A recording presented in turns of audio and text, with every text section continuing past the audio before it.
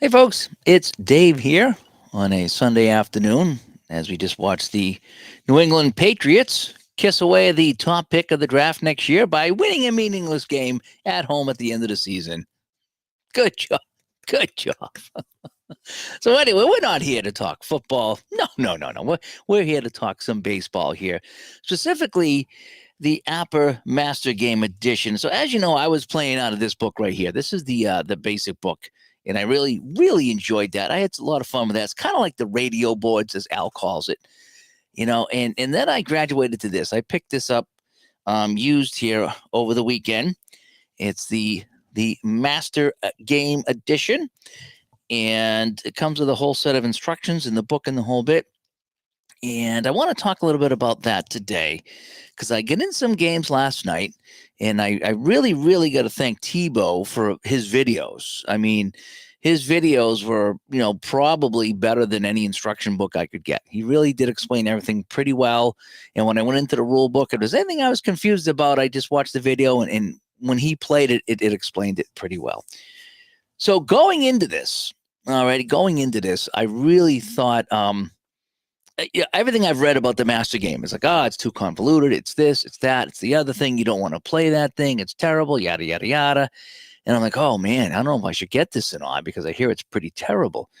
But then I saw Tebow play it, and the rules, you can get the rules off the Apple website. So I downloaded the rules and I was reading them, and I'm following Tebow's videos. I'm like, this doesn't look that convoluted. It doesn't look that gummed up. It looks pretty darn fun if you ask me. And so I bit the bullet, and I picked up a used copy. And at the same time, I ordered some more seasons. So Apple still makes their money. And the book arrived this weekend, and I started playing games yesterday, and I was like, oh yeah, this is great. This is fantastic. This if you like APBA baseball and even APBA football, the master edition of APBA, it is not difficult. And it takes longer to play than the basic game, but it just feels so much more satisfying to play the master game. And this is coming from a hockey guy and a guy that likes basic baseball games. I don't like anything really complicated. I don't feel this is complicated at all. I think everything is spelled out. It takes care of some of the issues I had when I played the basic game.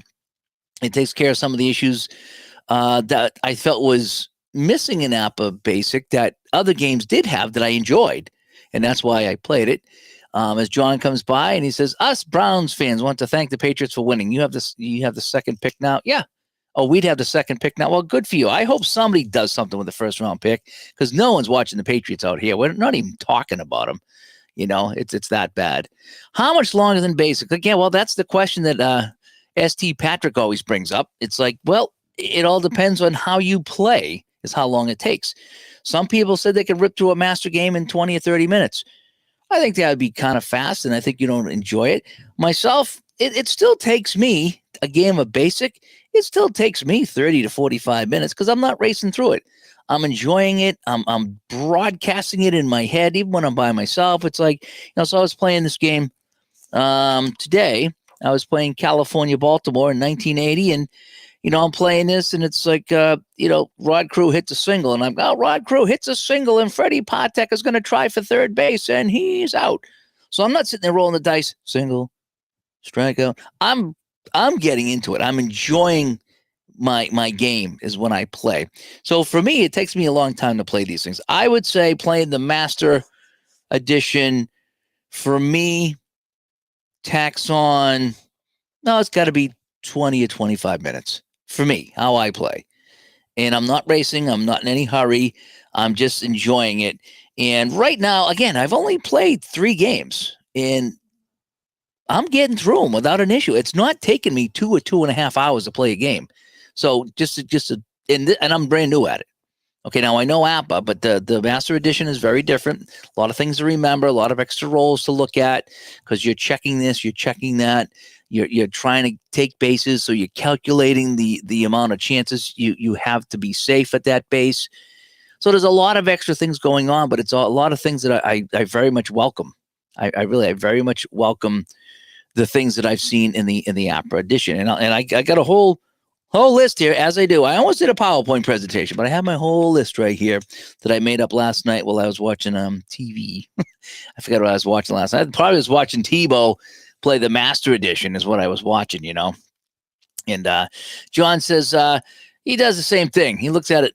He looks at what the players have done. Take us 3 for 4 today, hitting 245. Yeah, I'm the same way. I have my sheet. It's the Dave way. It's pretty close, but it's the Dave way. So I can go back and look and read my writing here and say, okay, so, Carney Lansford, he struck out, flied out, ground out, and walked. So he's, 0 for 4 with a walk. And Bobby Gritch of the California Angels, he is just a monster on my table. Bobby Gritch homered twice today.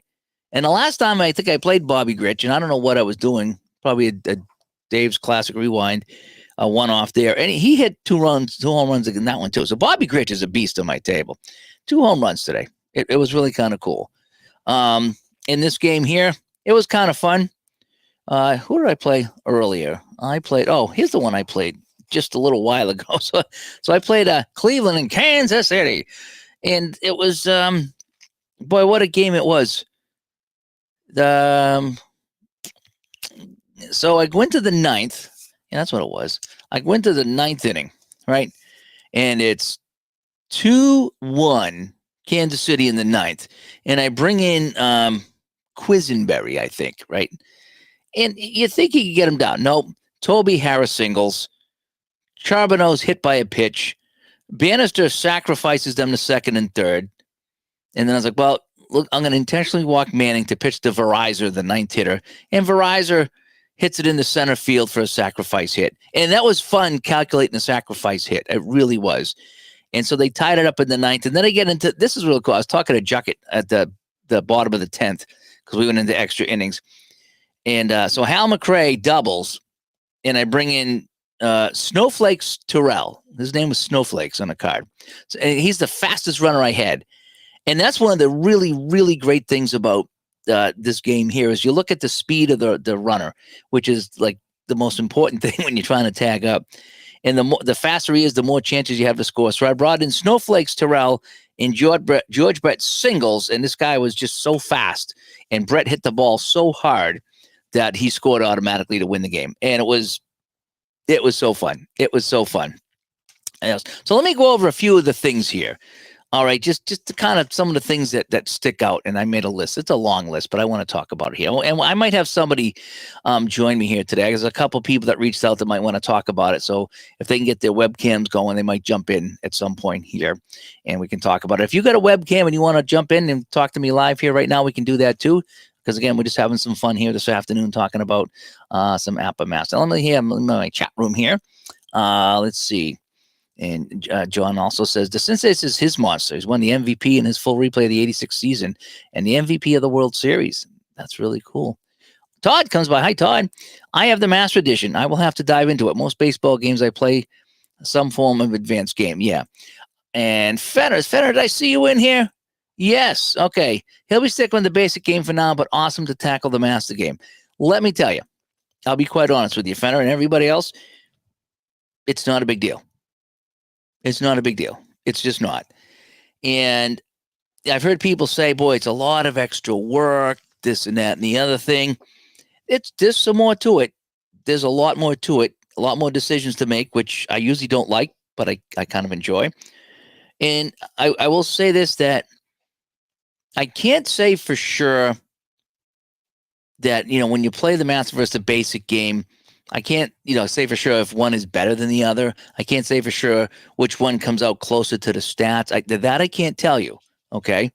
What I can tell you is playing the Master Edition, it just feels like you played a complete game.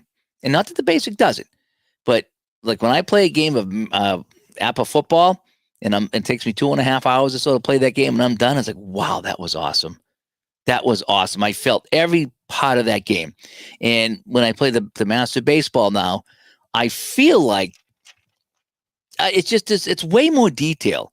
It's kind of like, watching an old TV and then watching a brand new, 4K TV compared to something, from like the MTV days when they used to play music. That's what it feels like. There's just so much going on in this game, and none of it is difficult. I mean, I read the instructions a couple times. I watched Tebow. I watched his interview with the Replay Gamer, who I told him I was getting a master game. He's like, oh, cool. Let me know what you think. So Replay Gamer, yes, it's fantastic. It's not difficult, and I don't think it's a waste of time. Now, if you want to rip through a game, APBA Basic is fine, just like Strat Basic. I like them both. This let me just tell you some of the things that this does, and I'll tell you why. RJL coming by here. He has the master APBA, and it's the only way to play APBA. Yeah. And that's your opinion. And well, again, it's weird that I really like this game because I like just to play a simple game of baseball. So let me tell you. So first thing is what I didn't realize about APBA and why I've been kind of buying payoff pitch seasons. I didn't realize APBA had all the players, at least from the seasons that I want to play. So when I was on their website and I'm clicking around, I'm looking, it says it has all the players. When I was looking at the list, I was like, really? All the players? And then I would go to Baseball Reference and look at how many players they had. And it's like, if they don't have everyone, they have almost everyone. So I've been pleasantly surprised to know that the seasons I have everyone. So I can pretty much do an as played. And I'm pretty happy with that. So I was pretty happy to see that. But here's some of the things that I noticed. All right. Now, it does take longer to play because you're looking up more. So you're doing error checks. That's one thing I like. When I play Strat Basic, you check for errors, and there's nothing quite like a hit to somewhere with men on base at a crucial part of the game, and you're like, is he going to make the play or not? Is it going to get by him? Is he going to drop it? Is he going to throw it away? Whatever it is. And with the APBA Basic, it was kind of baked into the game, which is fine. I really like the basic game. I really, really do. But it was missing that drama that, even Strat Basic has. Is he going to make the play? Payoff pitch has that too. You roll to see if he makes the error or not. Is it a single or is it an error? What is it, a two-base error? And now that's in there. Because on some rolls, not every roll, but some rolls, between the fielding 3, 2, and 1 is going to, the fielding 3 is the worst. You might not make the play. So they have a chart. And so when it's hit to somebody, I roll the dice and I look at the chart to see if that fielder is going to be in fielding 1, 2, or 3. And that could make a difference on what happens on the play. So you are checking for errors in the game. Sometimes it's automatic and sometimes it's not. But there's a lot of chances you check for errors in the game. And that was sorely missed in the basic game. It really was. It was sorely missed. So that's in there. The other thing is stealing. You can now steal, I don't want to say whenever you want, but now it's not just up to the book and the 11 roll. And they have a whole chart dedicated to stealing. And so if you look at the card, every player is rated like A, B, C, D, E, F, G, R, and N or something like that. And then under their rating, whether it's A, B, C, D, E, F, G, it tells you when they're allowed to steal. So, close game, after the 7th inning with 2 outs, they can steal. Stuff like that. Some people can steal at any time. Some people this and that. So in my first game, I stole third base because the guy was so fast and the catcher wasn't that good. And I stole third base. And I thought that was the coolest darn thing, is to steal when I wanted to steal. Now, again, you still go by the chart, to keep it fair. You go by the chart. But more than likely, if you get into the 8th or 9th inning or extra innings, pretty much if you can steal, you can steal. So the stealing manually is just so cool. It was sorely missed. And I like, me, I like the riverboat gamble. I'm a small ball. I like to bunt. I like to steal. I like to do all kinds of crazy things. It's how I like to play. Again, my table, my rules, and I have a good time with that. And you can do that now. And you can drop a bunt if you want. You can steal if you want. And that's so cool. So, and how you steal is you have the steal rating with a steal number. Okay, so you get say it's a B25 or whatever it is. So you look, if the B stealer can steal, you can steal. 25 is his starting point. Then you see if he's being held on. And if he is, that'll take away 1 or 2. So the 25 maybe becomes a 23. And then you look at the catcher and the pitcher. And you see how they affect the guy being on base. If you got a pitcher with a good move to first, he might bring down his stealing chances. If the catcher's got a good arm, it might bring down his stealing chances. I played today, and I was playing Kansas City, Cleveland, and the catcher was Ron Hasse for Cleveland, and his throw rating was 0, so there was no adjustment. And the pitcher was Wayne Garland, and his move to first was 0. So that means they were not going to take anything away from my stealer. So if I got a guy like Willie Wilson or Frank White or UL Washington, the fast guys on the Kansas City, and they had a 35 rating to steal, I have 35 chances out of 36 of stealing the base. It's almost a done deal because the battery was not good. And so I would steal a couple times, and I would get in there easily. And I was like, that was pretty darn fun because it mattered who was on the mound, and it mattered who the catcher was, and it mattered who was on base. I loved it. I do. So the error check and the stealing instantly made this a better game. And if I could just use those two, I'd be like, I'd be fine with that. But it gets better. But wait, there's more. And let me get back into the chat room here. I'm not ignoring you guys here. I'm just going to talk this here. Larry says, does that mean there's no more basic? No. Because I have the 1908 and the 1905 season, which are not MasterCards, and I'm not gonna transpose them to Master. I'll play basic with that, and occasionally I'll pull out some basic if I want to rip through a game. But let me tell you, it's going to be hard to go back just because of how much enjoyment I'm getting out of this game. So it's going to be really hard. And Barbara comes by. Thanks for coming by, Barbara. And let's see here. Terry says, do I have a favorite baseball game now? Hard to say. Like I said, I've only played 3 games in a Master Edition, but I love it. I'm just going to say I love it. I like the basic game too, but I like this so much better. And I still like Strat, and I still like Payoff Pitch a little bit. I hate Payoff Pitch, and Pocket Pennant Run I still like. So there's a lot of baseball games I still like, and I still haven't tried the Dynasty League yet. We need to get Mike on. He's going to walk me through that, so I'll see how I like that. But I'm just kind of talking today about the app, And yes, there's so many choices. We have a closet full. Yes, we do. And Fenner says, baseball right now for me is the most addictive because of so many good titles to choose from. And the Master Game does sound good. Well, let me tell you about the Master Game, okay? And Field Day, I haven't tried yet. Demi comes by. Good to see you. And hey, Appa comes by. Playing the Master Game will prepare you well for Dynasty League Baseball. Good, because I'm hoping it does prepare me. Brendan comes by. Hi, Brendan. It's weird you're chatting about Master Game. I've been watching your video about 1 hour in. Great game, the Master Game. I learned a bunch from Tenacious Earl and, of course, Tebow. Yeah, I watched everybody that did anything Master on there. And there's a couple guys that were just playing the game and not really explaining it. They were just talking about it and playing it. And I followed along, and I was like, this doesn't look bad. My biggest concern was, when do I go to the chart? How convoluted is this chart going to be? Is it going to wreck the game? Am I going to be just spending all this time looking at charts and a whole bit? And it flows so easy. It really does. It's a piece of cake, because there's certain numbers that you check and certain numbers that you don't. And you play a few innings and you just get an idea on what you need to check and what you need not to check. So you're checking, I think you're checking 1 to 12 and then 35. That's the only thing that the pitcher can modify. And then everything else you check to see the guy in the field or the team rating or the infield rating. Are they fielding 3, 2, or 1? And then that's the column you read from and go from there.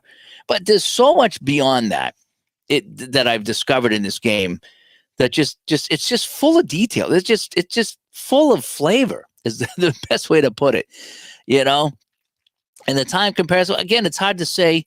It takes longer because you're looking at more things. You're looking up numbers. You're looking up chances of the base runner being safe.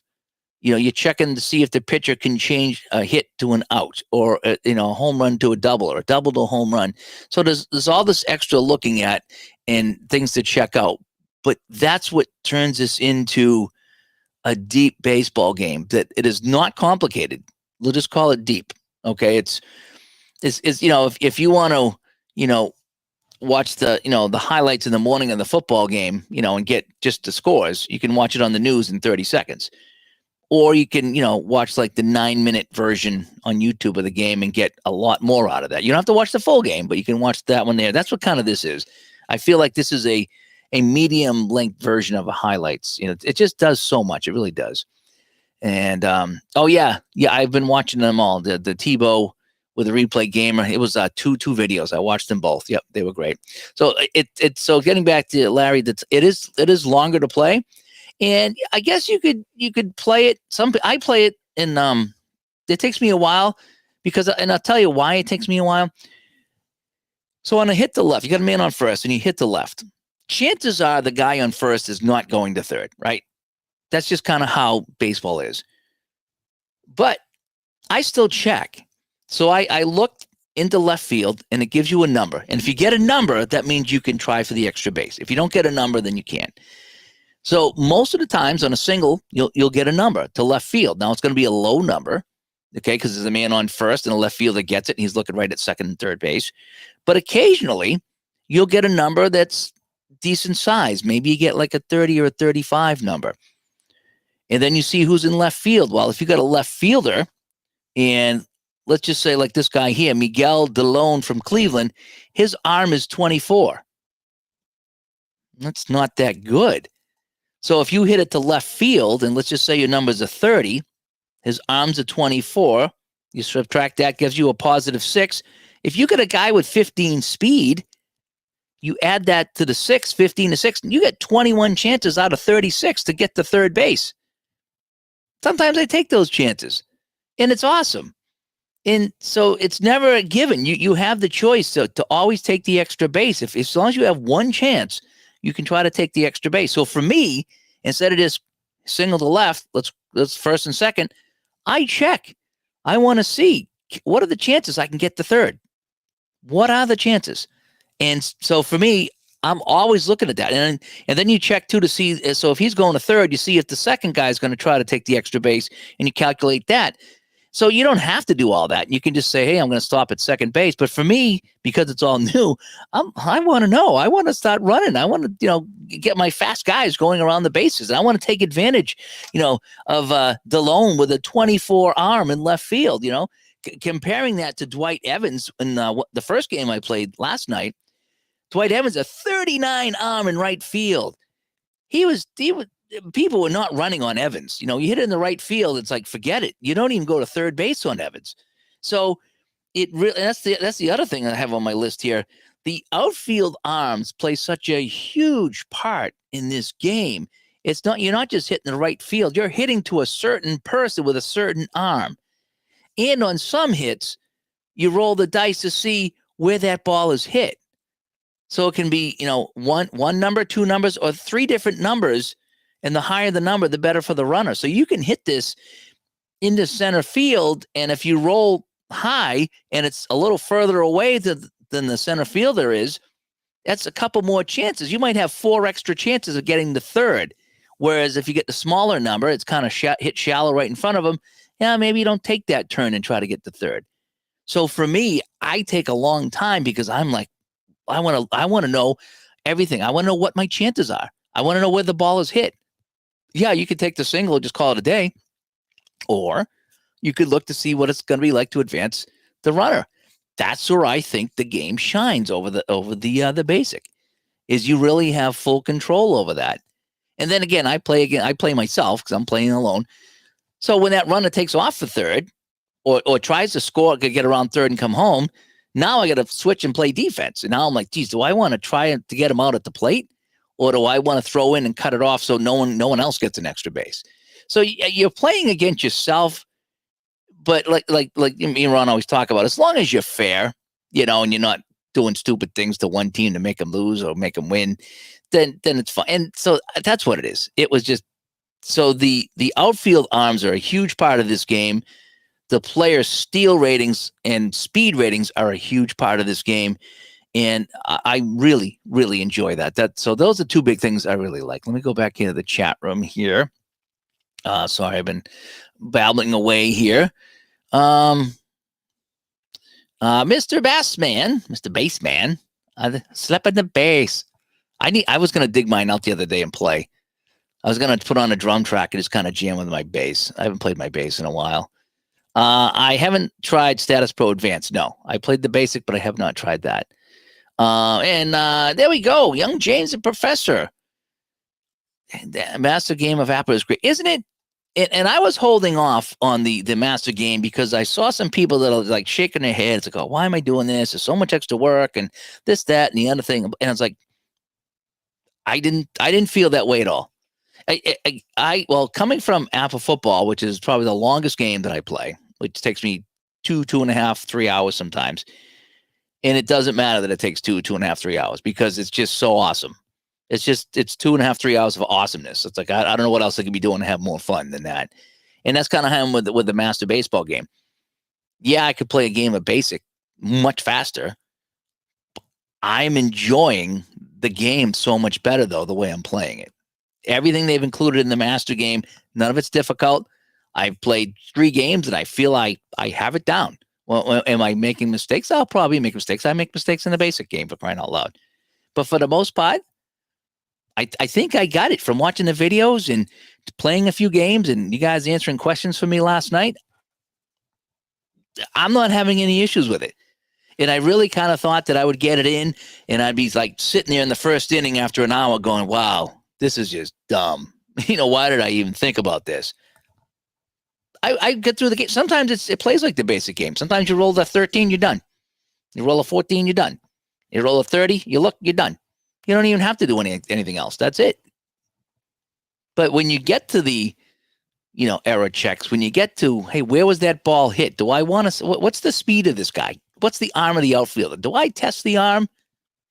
That's what makes it great. That's what makes it really, really, really fun. Sweetest Jeff coming by. I'm so excited to play APBA Master Game tomorrow when it arrives. Let me know how it goes. Yes, I want to know that. And Brandon says it takes about 8 to 10 games and it'll be super smooth. He goes, I love the hit location checks and the rare plays are the best in the business. Maybe possibly exception of Season Ticket. And Master Game is solid. Season Ticket, I will say that I think they have the best rare plays. I just do. Any rare plays I got in Season Ticket have just been a joy. They've really been fun. And let me see. And Randy says, I usually never check if the hit evaluation number is 30 or less. Yeah, that's pretty much the same. Well, again, if it's 30 and you have this outfielder here whose arm is a 24, right? So that 30 minus 24 is 6. You factor in the speed and you get someone that's a 15 speed, that gives you 21. So on that right there, so you got a 21 and your chances now, you would need to roll 43, 11 to 43, and you'd get that extra base on that 30 hit number there. I might take that chance. 11 to 43 out of 11 to 66. That's pretty darn good. So I see, I'm new, so I'm still checking everything because it's all new and fun and the whole bit. I suppose if I was, doing something else, maybe at some point, I'd be like, yeah, to 30, I'm not going to check either. But I've been checking everything. I really have been. And do a video about your thoughts. Yes, that's what I'm doing right now. I'm kind of doing a video here, letting people know. I almost did one last night, but Al was playing APBA baseball, and I wanted to watch Al play. So I was like, Al, I'll go on tomorrow because I want to watch you play APBA baseball because I like watching people play APBA baseball. And so Jeff says basic takes 30 to 45 minutes, and master might be an hour to 90. Well, I think it all depends too. And Larry Rice helped you a ton. Almost forgot to mention him. Okay. I think it really all depends on what happens in the game. It's kind of like the football game. If you do runs and you don't get any penalties or anything like that, you can get to a football game pretty quick. You get into penalties and fumbles and interceptions and you're going deep down rabbit holes in every play. The football game takes a long time to play. And that's kind of how this one is here. When with bases empty, it's pretty simple. It's almost like the basic game. It really is. You got people on base and now it gets a little different. And it gets a little bit busier, but that's the beauty of this, though, and this is why I get into this. This is this is the big thick book. This is not the little book that the little cliff notes. This is the big thick book, and this is why I got it, is for the detail. So let me go over a few other things here. So the idea that APBA has all the players in the seasons that I want, that's a big deal for me. And the error checks we talked about, there's not a lot of them, but there's more. And I've been fairly happy with that. I like the stealing now, how you can do that pretty much not whenever you want. There's a criteria, but it's more than it was. And that the runner, the catcher, and the pitcher are all involved in the percentages of you making that stealing, making the steal. Let's just say it that way. So the base running is just so much more fun between the stealing and am I going to take the extra base? And if you take the extra base, what's the trailing runner going to do? If you're on the, what do you want to do in the outfield? Do you want to throw in and cut it off and let the run score and keep everybody at their one base? Do you want to, try for that? I've had a play where I threw it home. The guy was safe and I threw it down the third to get the other guy and I got him out. And that was kind of cool. So I've had a little bit of everything happen so far in the master game. So the base running and just the drama of that, in fact, I had a play at the plate. It was 11-64.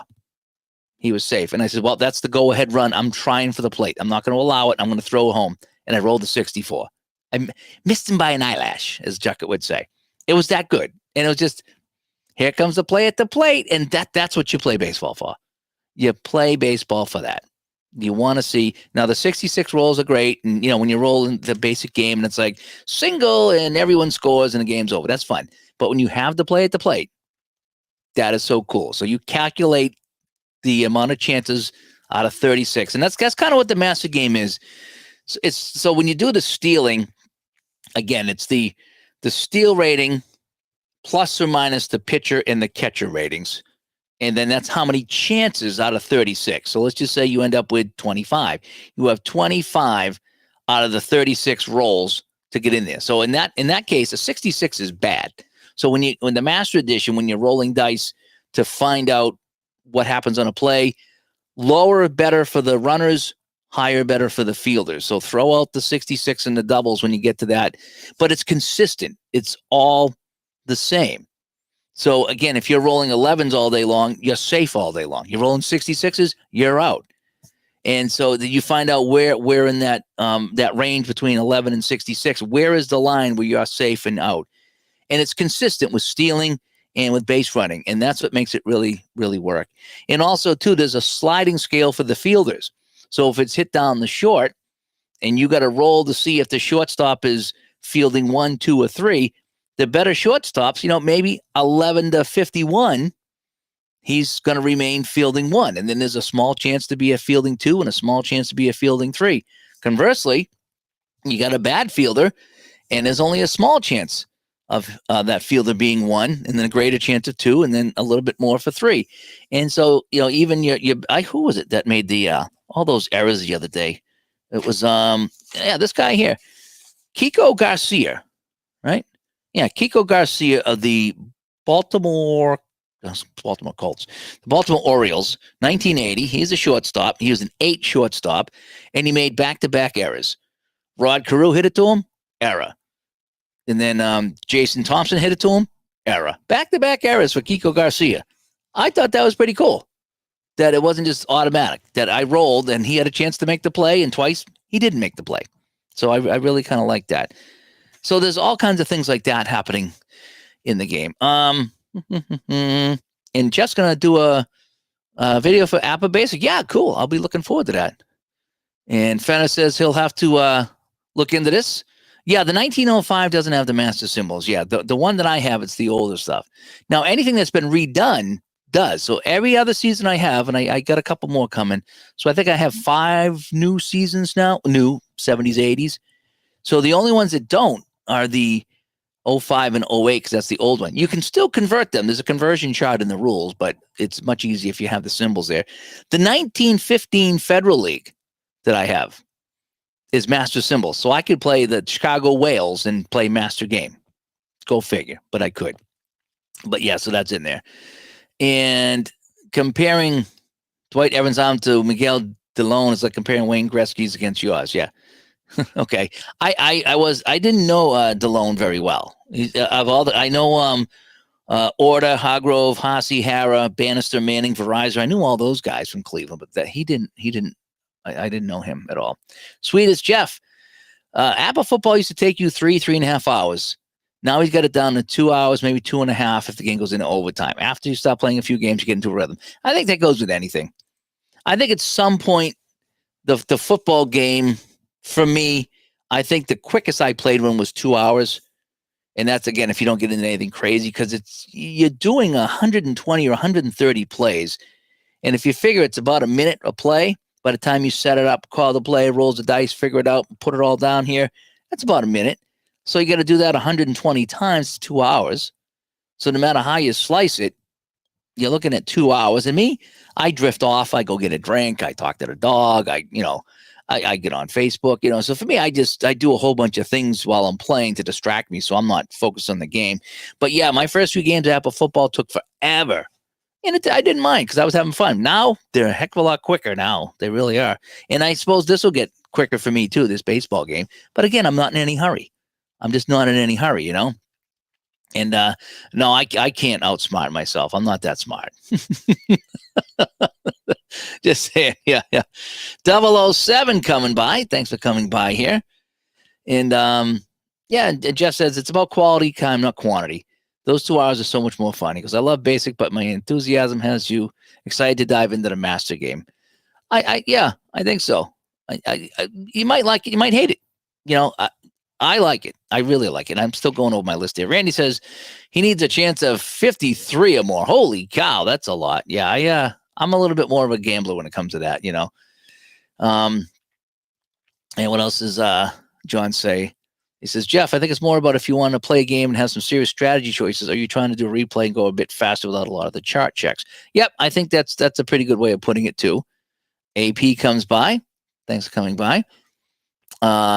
This is the second time APBA has made you feel passionate about a game. This is a lot for the company. I thought about that too. And when I was talking to Ron, it just some games just do it for you. You're in tune with the game.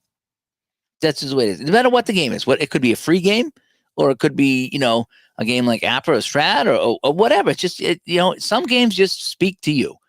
And the APBA games with the charts and stuff speak to me. And I usually don't like making decisions, but with the football game, I'm making decisions and I'm liking it.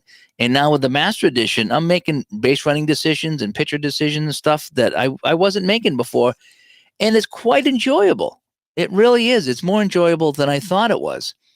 And AP's just completed the 72 Canadian seasons for In the Crease. Oh, that's a good game. I love that game. I really do. Yeah, we don't want to mention the Colts. Yeah, I know.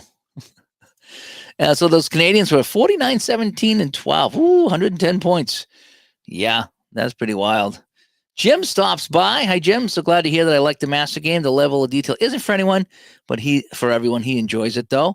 I would say that, all right, so let me go over the stuff again. I get this list here. It's a pretty amazing list. So they have all the plays. That's for Basic and Master, but I'm pretty happy to see that the APBA baseball has a lot of the plays for the seasons that I have, if not all of them.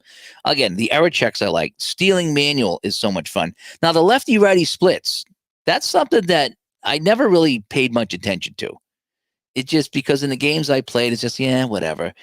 But here at the bottom of the card, each player's card with the master symbols, you got a left side and a right side for batting. And it could be a positive or a negative, and that'll affect the rating of the pitcher.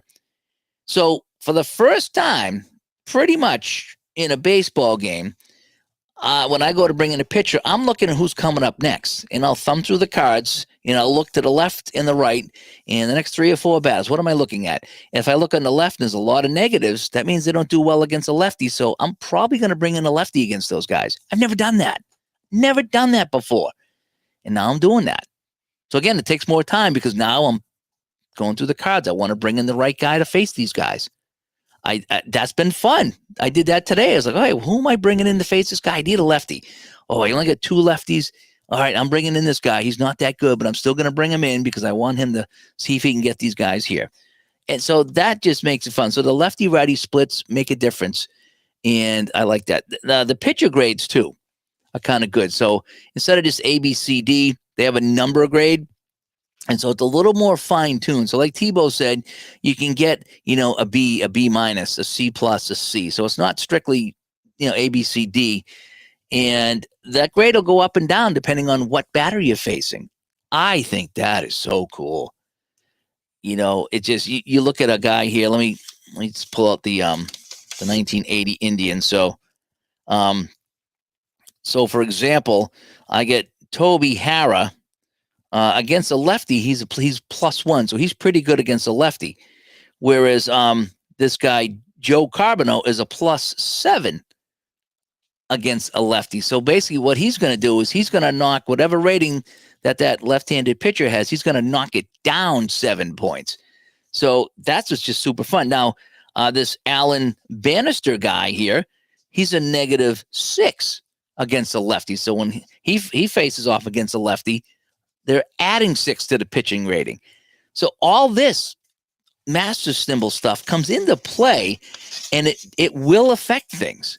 And that is super cool. So the pitching grades are another thing that I'm keeping an eye on top of the left-right splits of the batters. And I really do like that. The idea that you can turn a home run into a double or a double into a home run with some pitches, not all pitches, but I had it happen. In the 3 games I played, I've had a double turn into a home run. I don't think I've had a home run turn into a double, but I had a double turn into a home run on one of the pitches because he had the symbol. Pretty darn cool. Pretty darn cool. And again, the pitcher ratings, it helps me pick a reliever, so I get a little bit more invested. I can look at the pitchers there. I can pick a reliever up and am I going lefty? Am I going righty? Who am I bringing in and for how long? The other thing is you check for drops on throws. I believe it's only on steals and like plays at the bases, not your typical ground ball from whatever. But if you're trying to get the extra base, or if you're stealing, or if you're tagging up on the play, if they're out, you check to see if the player dropped the ball. And I had a game today where I threw it home and we got the runner at the plate. And when I rolled on the drop chart, I think I rolled a 451. And whatever the position was, it wasn't the position that was catching the ball. So he didn't drop it.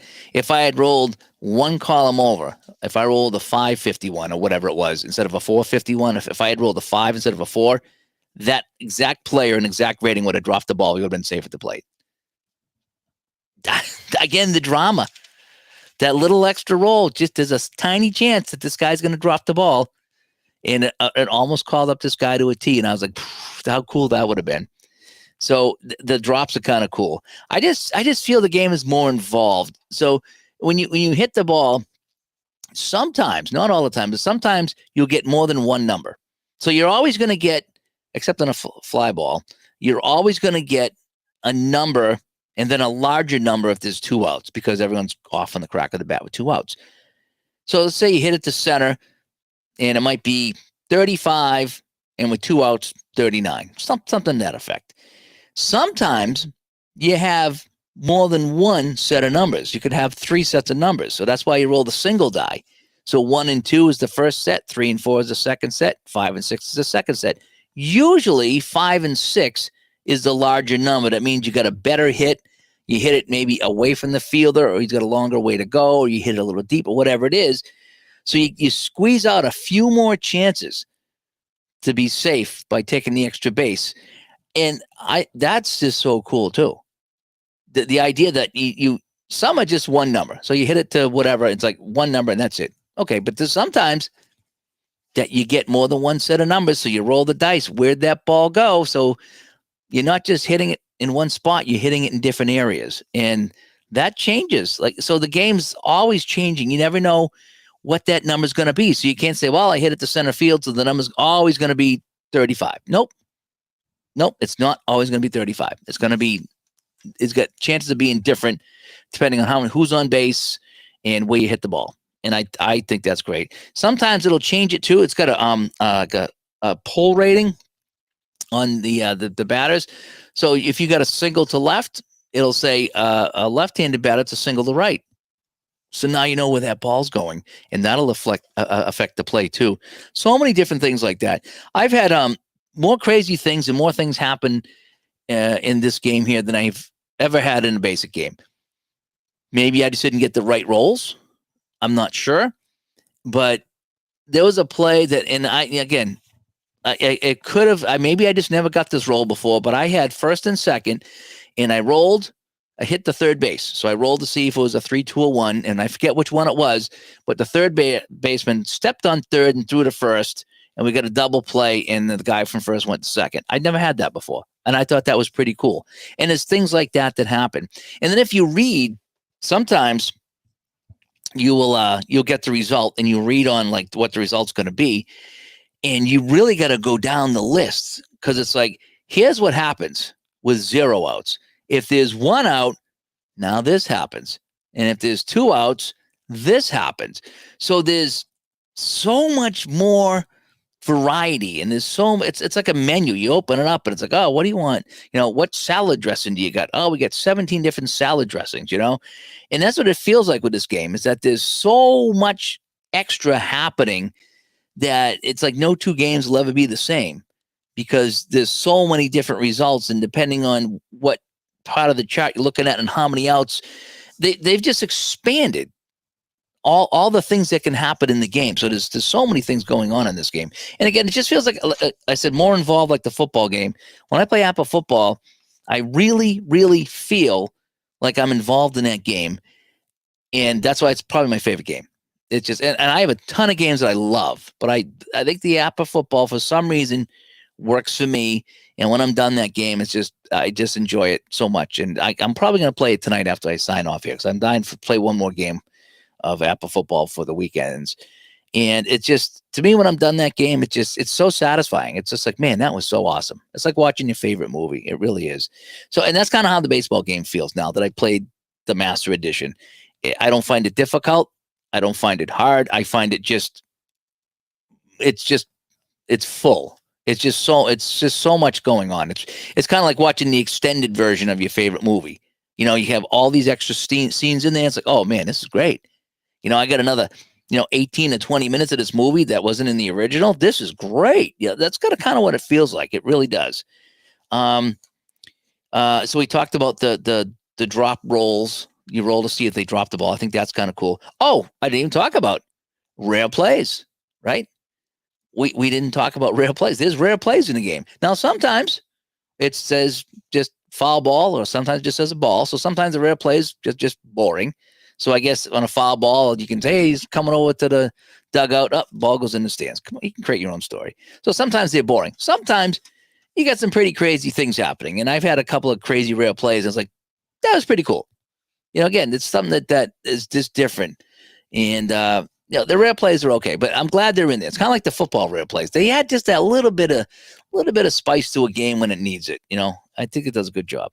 I talked about the hitter pull rating. So again, once in a while, it'll say, are you a straightaway hitter? Are you a pull hitter? So it'll say, okay, so instead of that hit to left, if it's a pull hitter, he goes to right, or vice versa. And the charts spell all that out. The charts do a really good job of spelling everything else. So sometimes that's why the game takes a little bit longer to play too, is that when you get a result, you can't just look at it and say, okay, I get it. It's like, oh, wait a sec. That's with 0 outs. This is 1 out and this is 2 outs. Or if he's a pull hitter, this happens. Or if he's a lefty or a righty batter, this happens. So you get the ball going to different areas of the ballpark depending on how they hit. So it's real important. All this stuff about how they hit is super important to what happens in the game. I mean, could you live without it? Yeah, you could, but I find that great. So I'll be like, oh, it's a base hit to left. Well, no, wait. He's a lefty. It's a base hit to right. And that changes the whole dynamics of what's going to happen on the field. I like that. Kind of like the Master Football game, how you have the first quarter and the fourth quarter, and then the second quarter and the third quarter. You get 2 different columns.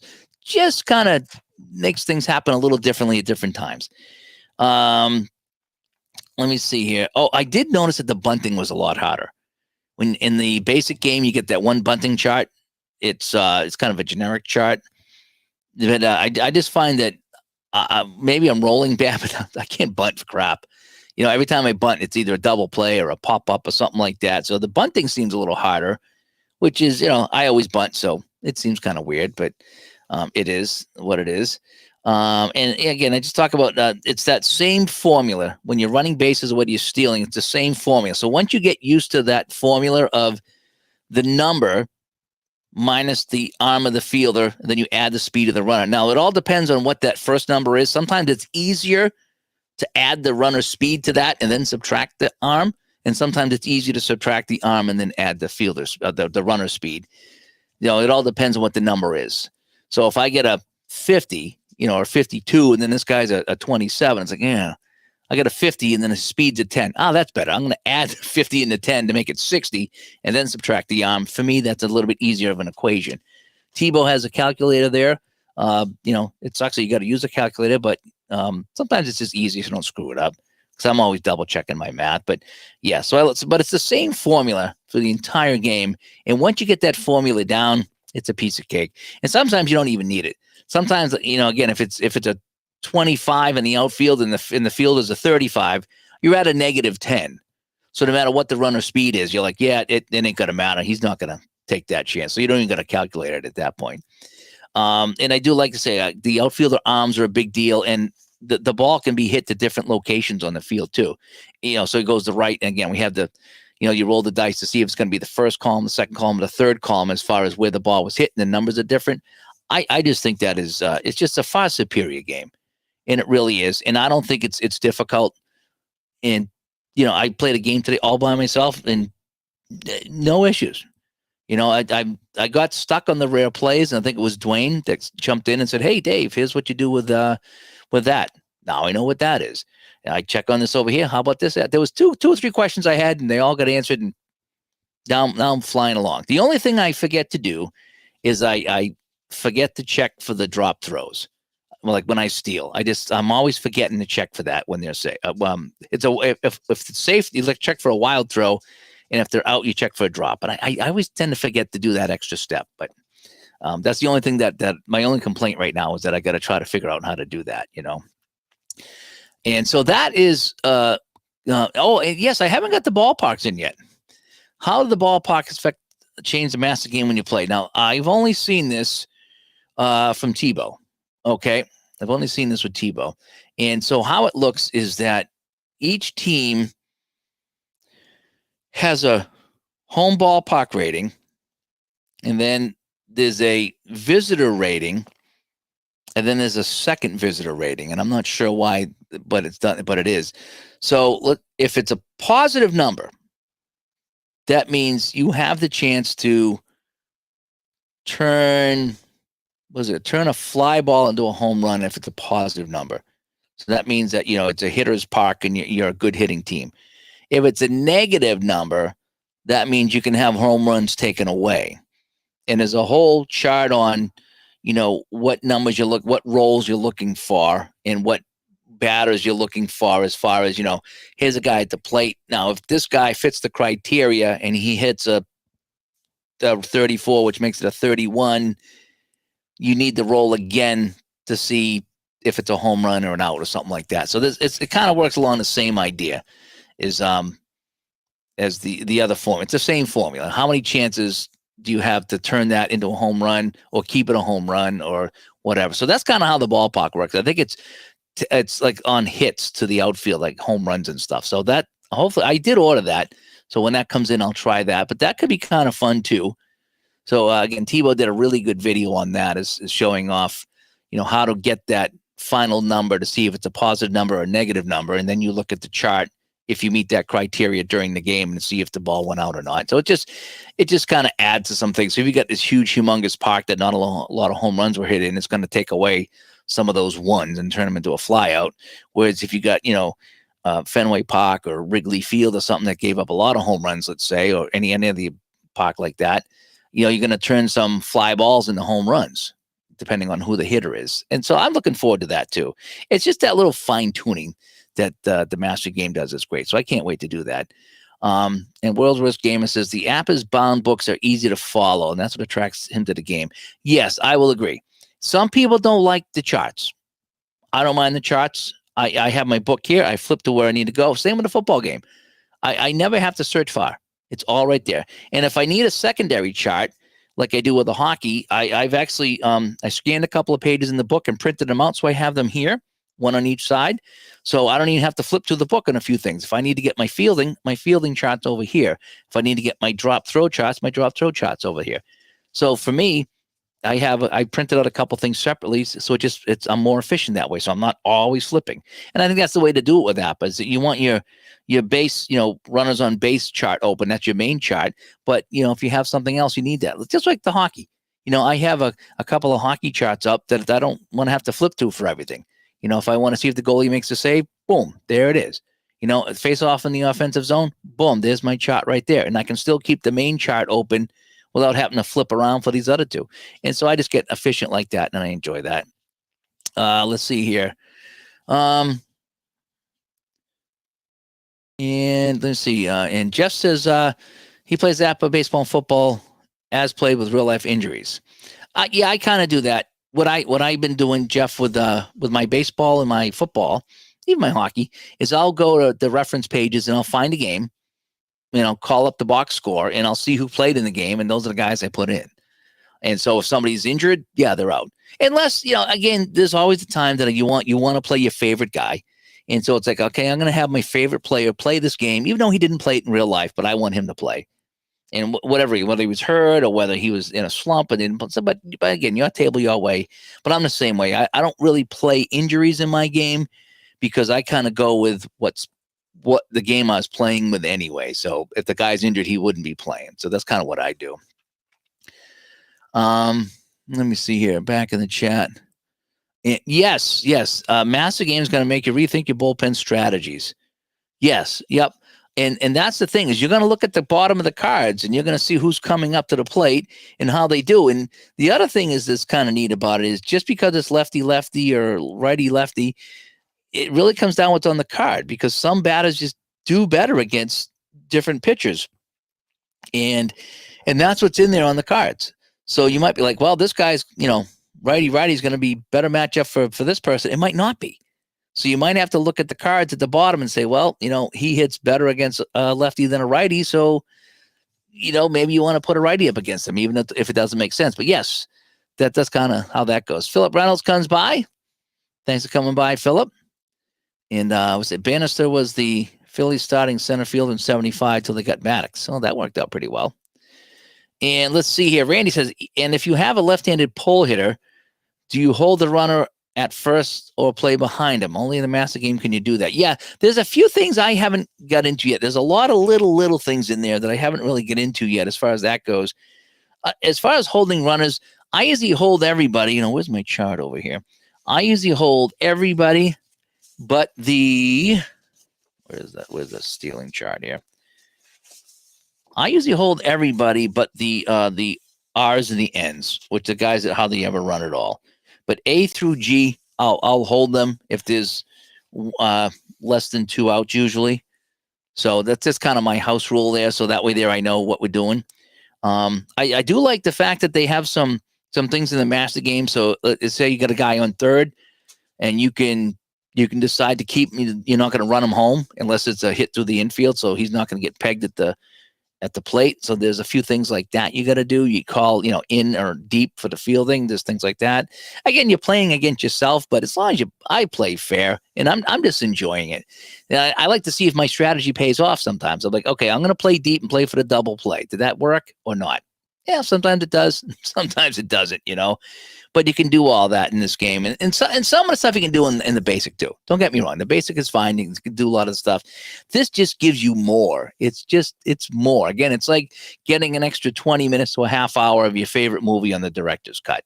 That's what this is. And so is it going to take you longer? Yeah, it's another 20 or 30 minutes because they've added stuff to the movie. But if you're going to enjoy it and, then that's what it's all about. Let's see here. And yes, that's what matters. It's a new game. And it makes me want to play it more. And I couldn't wait to get up this morning. I went to the gym this morning and I come back from the gym and I says, I can't wait to put a couple games on the table here and play and then talk about it later. And I played the game and I had an absolute blast with it. Of course, it went to extra innings because when doesn't it go to extra innings on my table? You think Quisenberry could just get 3 outs, but no, he's got to load the bases in the bottom of the ninth to allow the tying run to score. That's how it goes. But yeah, Yeah. But yes, when I get the ballpark effects, I'll try to show those off too. I got to figure out how to use them, but I think that's kind of how it was, Jeff. Is that there's a chart in the rules when you get the ballpark shots in from what Tebow showed. There's a little chart that says this is what to look for. If this is the guy at the plate and he's got a 1 here and he rolls a 34 or whatever it is, now you go to the chart comparable to what the team rating was on the ballpark effects chart to see if, again, if something turns from a home run to an out or an out to a home run, depending on the park. So that's kind of how that goes. Again, just adding a little bit more realism to the game there. And yes, Hockey Bones is releasing, was it 77, 78 WHA? I did see that. So I'm kind of I'm hoping to look at that when that comes into the drive-through cards. And Billy comes by. Hi, Billy. I recommend Adam's tables that will help you decide when to take the extra base. Oh, where can I find Adam's tables? That's what I'm going to have to check out. I actually bought some decider dies that said like yes, no, maybe. So I was going to roll those and see if that would help. So, and Robert don't like APBA. That's okay. You don't have to like it. Play what you like. That's the thing is we all play what we like. And that's what makes this fun. And it's the little things that make the game interesting. It really is. And I don't think I'll play everything perfectly. I might not use all the different rules and stuff with it, but from what I've played, I've enjoyed every bit of it. And I'm kind of wondering now that I'm kind of going into the master edition of APBA, if this will get me into, maybe advanced or even super advanced Stratomatic baseball, because I like the basic Stratomatic and the advanced. I played the advanced. It was fine, but I find I got lost a little bit in the super advanced. So there's so many things going on. I don't know. So maybe this will bump me up with that too. You never know. When I played APBA football, it opened up all the other football games for me because I'm like, oh boy, this is like the big one here. So if I can handle this, I can handle all the other ones too. So I started to do that too. And Jeff, okay, well, here's the Jeff analogy. It's like a 2 CD set of a classic album, and Master Game is like that 5 CD deluxe edition with alternate mixes, demos, live tracks, and the extended booklet. Yes, it is. Yes, it is. That's a good way of putting it. And bunting is the least realistic part of APBA. I find, I might have to go back to like the basic bunting chart because anytime I tried to bunt in the master game, I have like a 30 to 40% success rate. It is really difficult to bunt in APBA master, I found. And it was just, even just trying to get a guy to second base, I'm like double play, I'm popping it up and just, it was kind of weird. But that's part of it, Yeah. Oh, the Jets are winning. Interesting. That's kind of cool. Jim says, how long does it take you to play a game? That's a tough question to answer, Jim. Everyone plays at a different speed. I play slow, and I try to enjoy my games, and I don't really speed through a game. The last time I sped through a game was it last week or so? I was trying to get through the National League Championship Series between, was it the Reds and the Pirates? I just wanted to get it done so I could see who's in the World Series because I want to wrap up my 1979 project. And I played the American League and APBA, and I had fun with it. And then I went to Pocket Pennant Run, and I tried to get through the National League so I could see who's going to play in the World Series. And of course, it goes the distance, 5 games. It couldn't go. It was 2-0 after 2 games, and then the other team come back and won all 3. So by the time I got the game 4 or 5, I just wanted it to be over because I'm like, man, I just don't need another 5-game series go the distance, So like in that case, I was racing through it. I was just get it done. I just want this over with. For some reason, I just wasn't having fun. Maybe I was tired or something. But for me, how long does it take? Well, again, it's however you play, how many distractions you have. I'm a very distracted guy.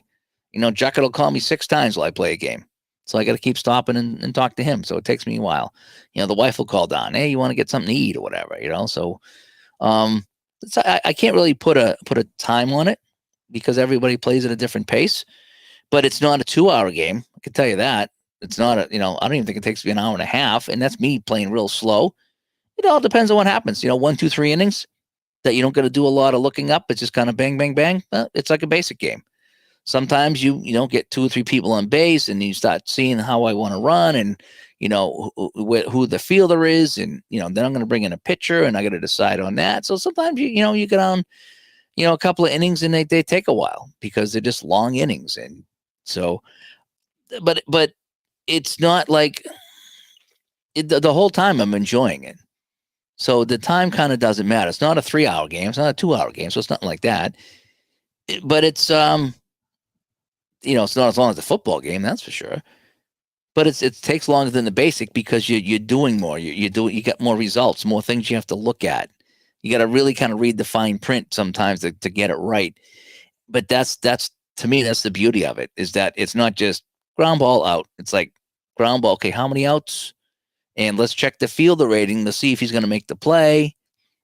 Things like that. Who's batting, lefty or righty? All those things come into play. And to me, I think that's a good thing. I think that it adds so much variety of the game that it's not just bam, bam, bam, bam, bam. It's different. Every time it can be different depending who's batting and who's pitching and where the ball's hit. And I think that's great. I really do. I like that. I haven't done any of the 4th Street games yet. I have the hockey game, I think, on a computer somewhere, but yeah. And you think Rogers is gone? Yeah. He just didn't do well. Arnold says, you've inspired me to try the master game. Well, I'm glad. Take your time with it. It's fun. It's fun. It's more baseball. It's more baseball, and it's not hard. And I was gonna do a video on it, but again, I want to get a few more games in because Tebow did the great job of the video. But it's just not. Maybe I'll do a slow game, maybe, and show you how I'm reading it and how I'm playing it. But it's just APBA. If you've played APBA Basic, it's just that, but it's got more detail to it, and you just got to figure out a little bit more. So things aren't as automatic. It's not an automatic this or an automatic that. It's like, okay, let's see if this guy's going to get the extra base. Sometimes it's automatic. Sometimes it's just like the basic game. It's like, here's the hit and here's what happens. Done deal. And other times it's hit in the outfield and you got a number. And so you can just take the one base and, freeze, or you can try to get the extra base. And then you calculate what your chances are and you roll for the chance. And that's where the fun comes in, is, did I make the right call? Did I make the right call by trying to test this guy's arm? Or do I pull up and say, well, I'm just going to play it safe, and then have the next guy pop out, and now you don't get any runs? So it's almost like a game. To me, it feels like a game as far as like, can I make the right call coaching or not? I roll the dice and I find out if I'm right or if I'm wrong.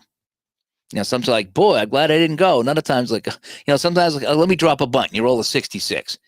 Well, that turns a home run into a bunt, but it happens. And that's what makes it kind of fun. Al, Red Sox fan. He was playing the APBA Basic last night, and I like watching the APBA Basic too. But I'm telling you, Al, like I said, I've been really, really, really enjoying the Master Edition. And another fun thing is using all the Master Edition symbols. So if you look at a card here, that so you look at Toby Harrah. So you got here's his card, right? So I can get it to focus. There we are. So you got the stealing is the F with that 34. His speed is a 14 and his arms are 34. I like all that's kind of cool. And then down the bottom, he's a pull hitter and he's a +1 against lefties and he's a -2 against righties.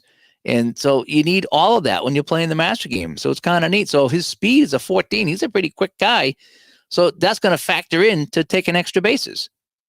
And that's what's the beauty of that. Now you got this Carbonell guy, and he's got an arm of 32 in the outfield. That's pretty good. Dwight Evans is 39. So 32, so if you roll the dice and your chart says, it's a 34, your hit number is a 34, well, you're taking 32 away from that. So now there's 2. And then you add the speed. So Toby Harrah's speed is a 15, let's say. So that gives you 17 chances out of 36. So 17 out of 36 is 1135. It's almost half. And that's it. You're done. That's the calculation. So then you roll the dice to see if you're going to send him, if he gets there. you know. Enzo, is the APBA better for replay accuracy? I don't know. I honestly don't know. I would think it would be because you're adding in all the little nuances of people, their speed and their arms and their, the hitting against lefty or righty. But at the same time, you're making the decisions. So if I'm making a decision to send a guy and he's out, and in the APBA basic game, they would have held him at second base or third base, that's kind of on me.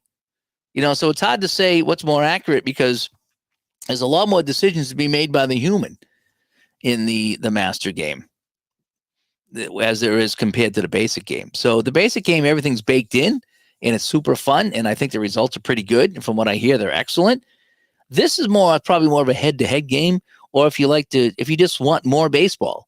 And to me, I thought this was kind of cool and it wasn't difficult. So as far as accuracy goes, I don't know. I thought about at some point, just for fun, is to play a game side by side and use the same roll for basic as I would against the master edition and see what the final score is and how many hits in the whole bit by playing the game exactly the same in both, But then again, I don't think you could play it exactly the same because if I wanted to steal a base or try to go home, the basic game would tell you to do something different. So it's hard to say. But I do like how you get the individual ratings for pitchers and for batters. And so in other words, if I got was it this guy here, this Barker guy, all right, so this Len Barker, all right, so you see down the bottom, he's got a 10 there. We can see that. He's got that 10 down next to the J2. That's his rating. Okay. So when he goes up against Toby Hara, now Barker's a righty. So Toby Hara is a -2. So that 10 is going to turn into a 12 because a minus is bad for the batter, good for the pitcher. So he turns a 10 into a 12. That may take a base hit away from Toby Hara. Whereas in the basic game, it might not. So I think there's a little bit of that in there. I think it is. I think I like that. And Barbara might catch a break on snow. That's good. Yes, that is good news. P-Jet comes by. Hi, buddy. You see that Hockey Bones is releasing WHA 7778. I might have to check that out once it gets on drive-through, And this is the second time app has made me feel passionate about a game. Says a lot about the company. I think I already posted that one. I'm sorry about that. Yeah. I mean, to a point. Yeah, I'm behind on the chat. Sorry about that. Maybe it's just because the APBA engine just works for me. The hockey was kind of a mess, but it still works. And the football works pretty much. I get my own way of doing that, but it's still pretty much the basic game is what I play. And now with the master game here at baseball, I didn't know what to expect because I heard so many bad things about the master game. Oh, it's a lot of extra work. It's a lot of this. And it's a lot of that. And a lot of the other thing.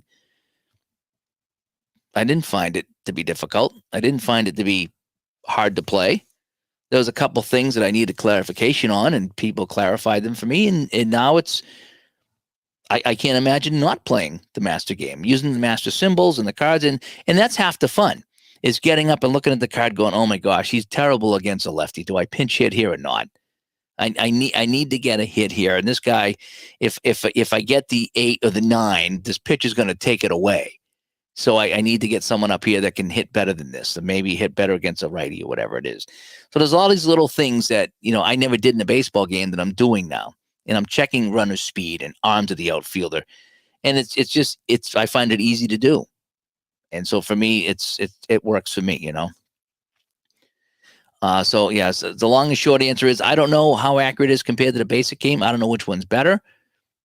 And again, depending on what you want. I mean, if I were to play a long replay, I'd probably play basic. But when I go back and do my Dave's Classic Rewind and I pick a game from the past and play it, I'm going to play master.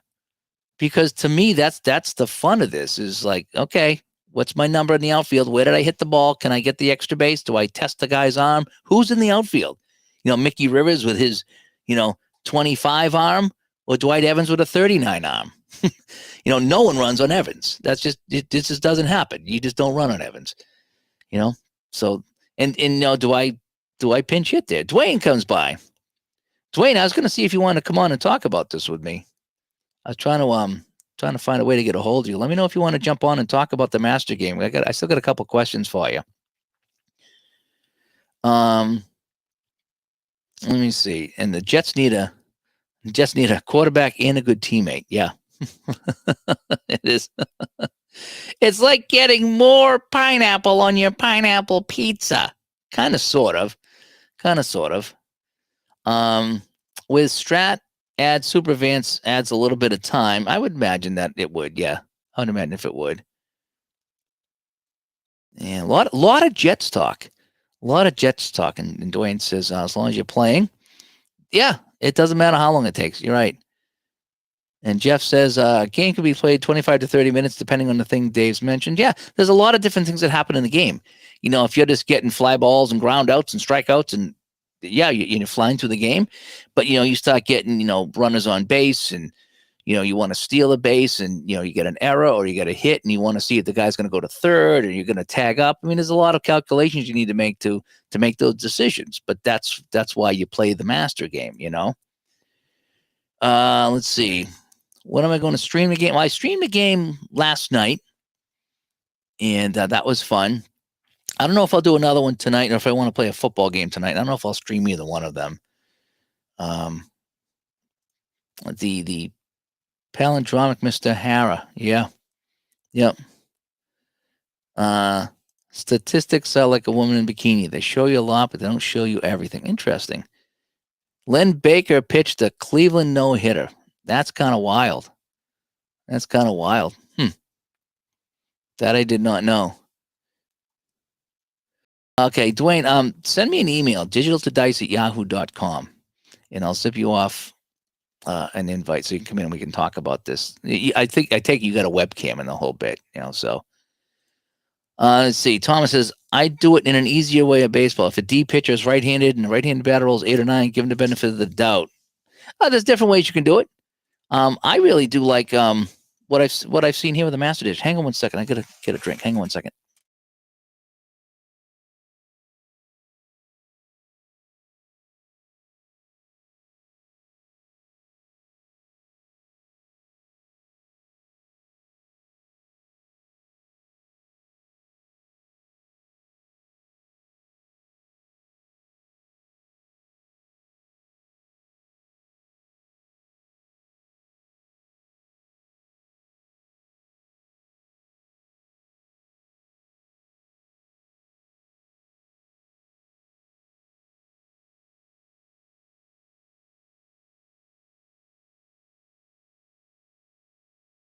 Now, the other thing I did see was let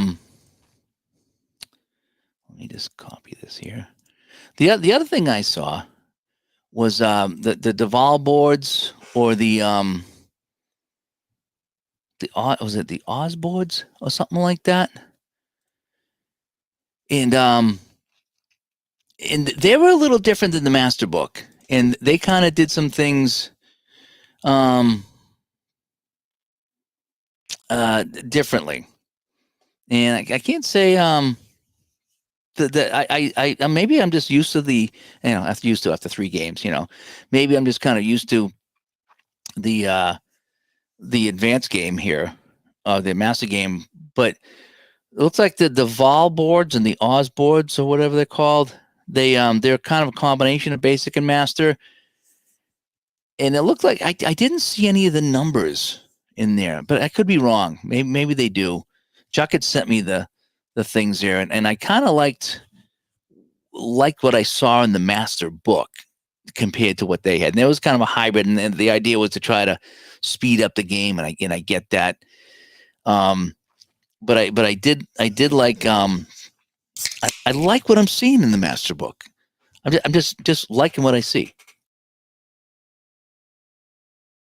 And if I was gonna try to make it any simpler, then I would just play basic. You know, is what I would do. Do I have 71-72 Apple Hockey there? I believe so. And Clem is, I'll take a look at it. Duval's still basic. Oz is hybrid master. Okay. Okay, so that's what that was. Let me see. What else do we have here? Oh, Carlo comes by. It was nice to see the Jays hat. I just got that actually. There's a I forget where I got that. Was that? Oh, it was eBay. There's a baseball site. Okay. Oh, and then I'm sorry. And he also says, haven't played the Master game yet, but hope to in 2025. I picked up 2 seasons, 72 and 74 in the used market, along with the MG book. Yeah, the Master book. Excuse me, I got it used too. Now again, I was using this book, and I love this book. This is the brown books they call it.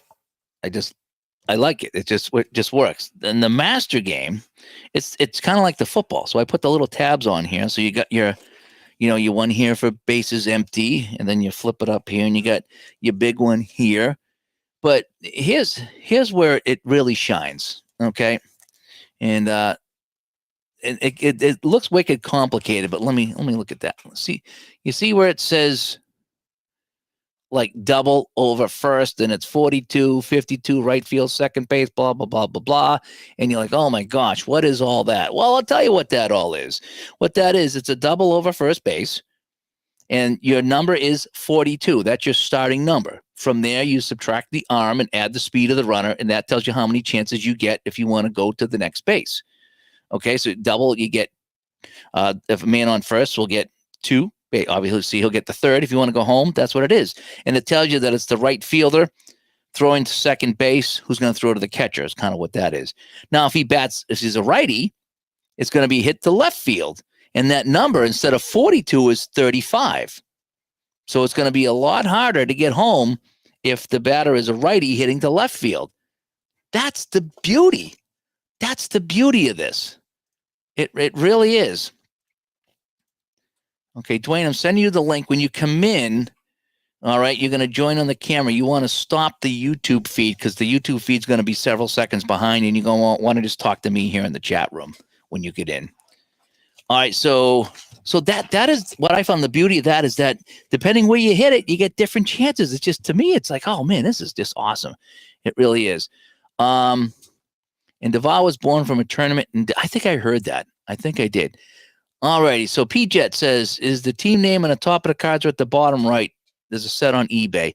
Let me find out for you, P-Jet. So 7172. Is that that 7172? Yeah. Okay. So how about we grab the New York Rangers, right? And we'll take a look. So this is what I got for New York Rangers. All right. So that is 2013 New York Rangers.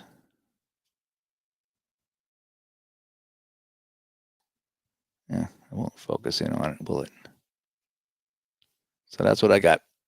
That's my 7172.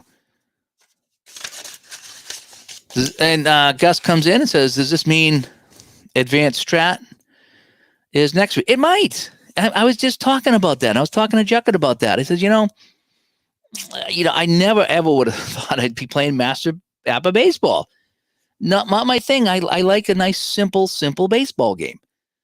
And, the pocket pen and run was perfect for me. And it was the simplicity I was looking for. Strat Basic was great, except they don't have a lot of seasons. They don't have every player. But I like the Strat Basic. Probably like it a little bit better than the APBA Basic. But I did like the APBA Basic. I liked the APBA system. And then when I don't know why I wanted to try the advanced. I don't know. I have no idea. I have no idea why I want to try the APBA Master, but I did. And maybe it's because I played the football. And I just get it. I get what APBA's trying to do. And Tebow, when he explained all those numbers, holy cow, I looked at that. I was like, oh, forget it. But when he explained it, I was like, oh, yeah. Oh, yeah, I get it. I get it.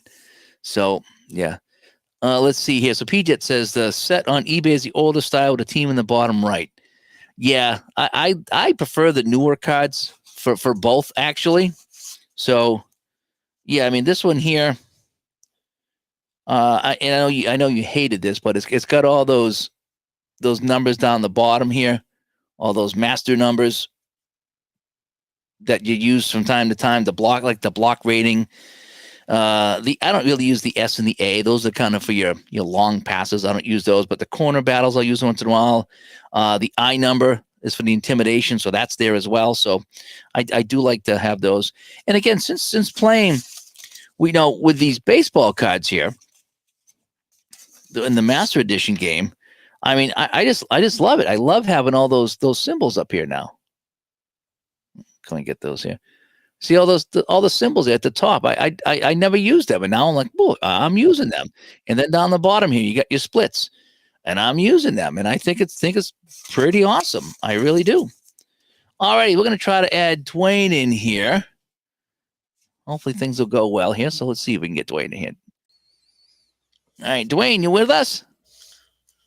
Hey, Dave, I can't hear you here. Let me try to figure out why I can't hear you. Check your click. You see where it says mute down the bottom there or something like that? That's your audio. See what your audio source is. Or something's wrong. Yeah, check your audio source. And we'll square that away. That's probably all it is.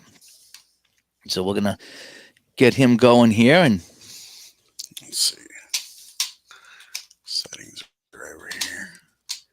So let's put him on mute while he figures that out. Let's see, back in the chat room. Does APBA have an advanced version? Not really. Not really. It's not really advanced. It's you can just kind of play it as basic as you want. There's a lot of different things you can add to it as far as, the rare plays and the corner battles and things like that. So you can streamline it if you want, And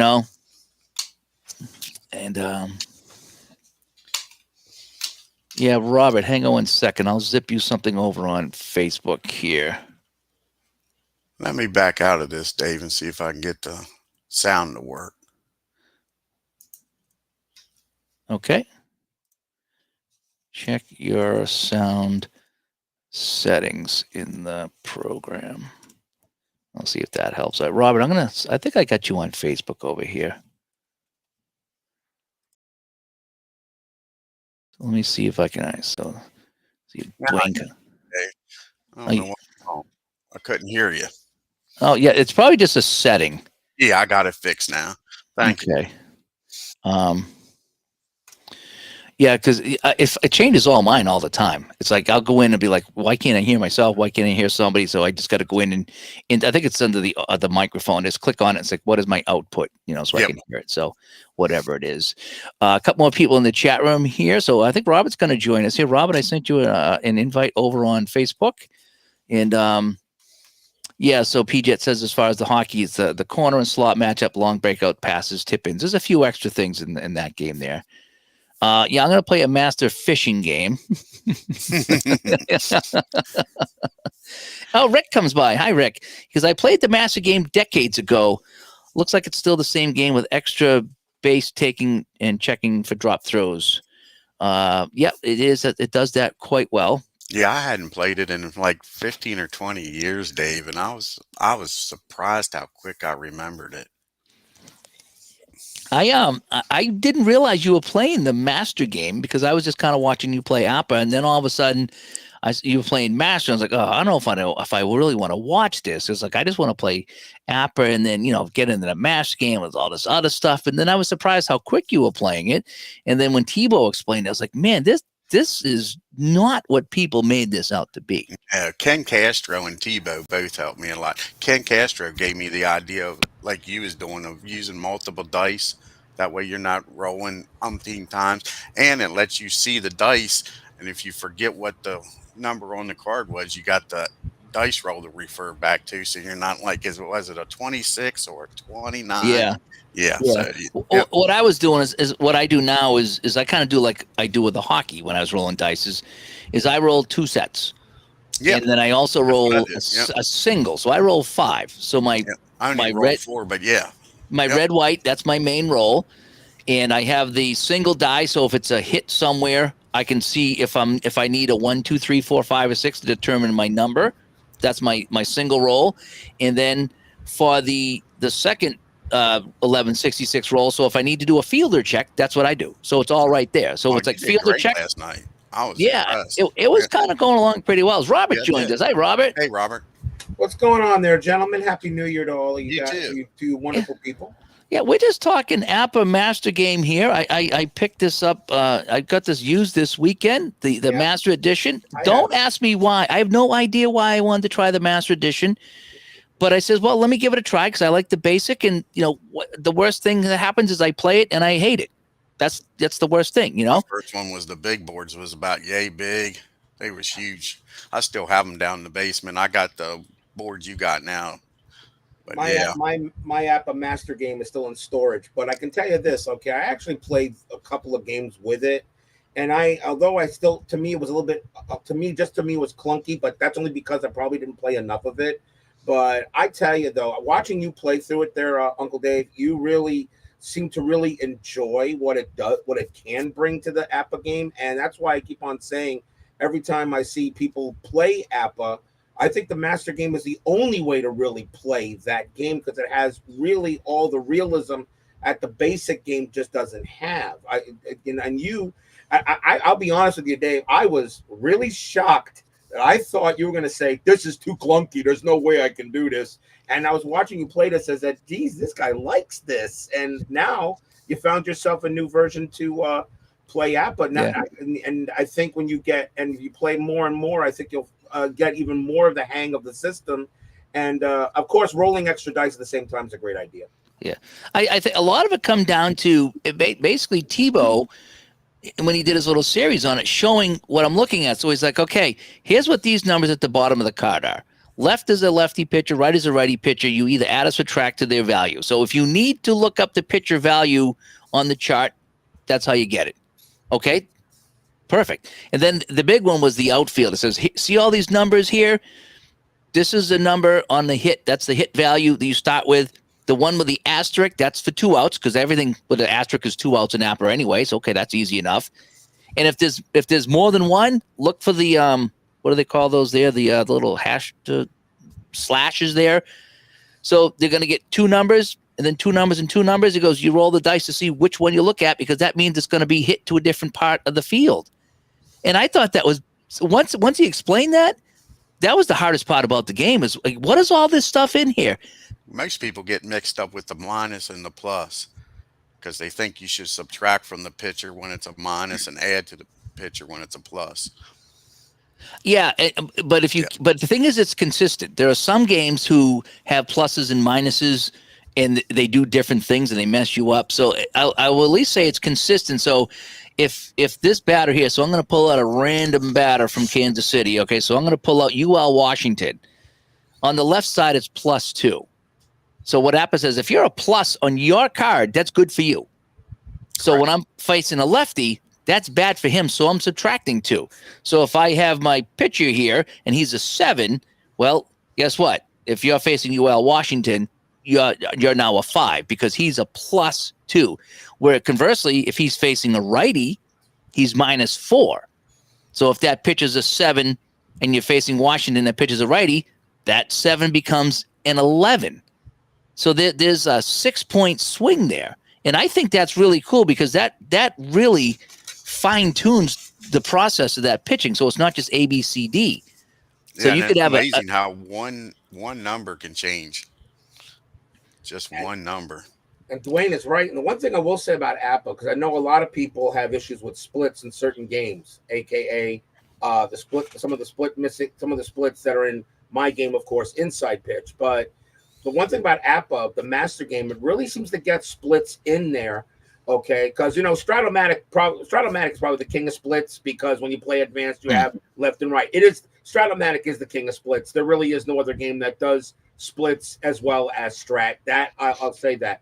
Okay, but APBA with the addition with the master game editions. And remember, I'm not an APBA master at all, but I have played it and seeing how the splits work. It really seems that splits really make a difference on pretty much every single at bat.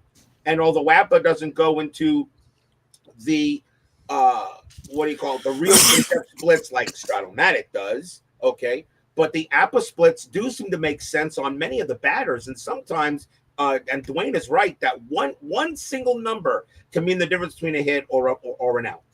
Mm-hmm. It might take away a hit or it might give a hit. I really liked, and I ran into a situation in the game I played offline last night where I had a pitcher that had what is it, the G or the H or the L or Oh, the with the M? home runs, that's so awesome, ain't it?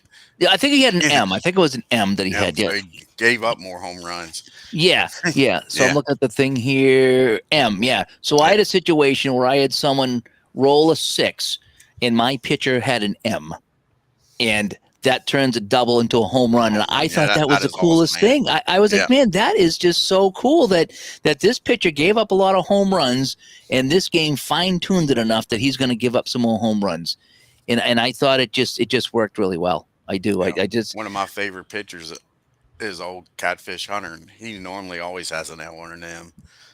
Yeah. yeah. And like somebody Gave up a said lot of here, home runs. they were kind of joking around here. Jeff was kind of joking around about after Dave mastered the APBA football, there's no APBA game he can't deal with.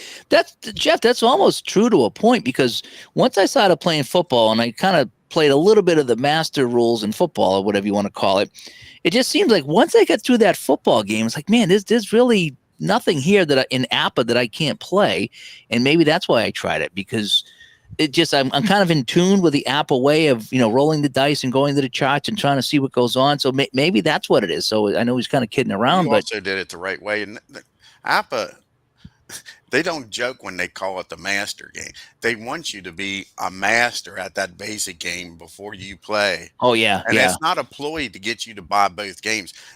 If you really know that basic game inside and out, then the master game, like you just noticed, it doesn't take much to catch on. A few rolls and you're right there. But you have to know that basic game inside or out. If the first game you buy is the master game, you're going to hate it. yeah. Yeah, Hate you're it. gonna hate it. Absolutely, you got to play at least a few Yep. games of the basic before you can play the master. Yeah, I'll it's give not a Apple some ploy to credit get you to on buy that. both. It does matter. My thing about app, as I said, I'm just not really a fan of chart games. Okay, I just don't like referring to charts to get the outline of play. Hence the reason why I like Inside Pitch so much and some of the other games. I got to give Dave some credit though. As I said, I really didn't think you were going to like the app, but when you said you were going to do Apple Master, I immediately turned to your channel because I really wanted to see what you had to say about that. But I got to say something like one thing about watching Dave play. Okay, you really do go into pretty much everything that can happen during a game. Hence, I'll tell you, after playing Stratomatic hockey, which I already knew how to play before I even bought it, okay, for the new season because of course, Panthers won the cup. All right. I thought Stratomatic was the be all. I think I said, okay, I love this. This is great. It just plays good. But then I watched him play Hockey Bones, and watching him and then learning how to play. And I played Hockey Bones on my tabletop. I got one thing about you said. One thing about Hockey Bones, like you said, not everything is perfect. There's no perfect game engine, no matter what game you play.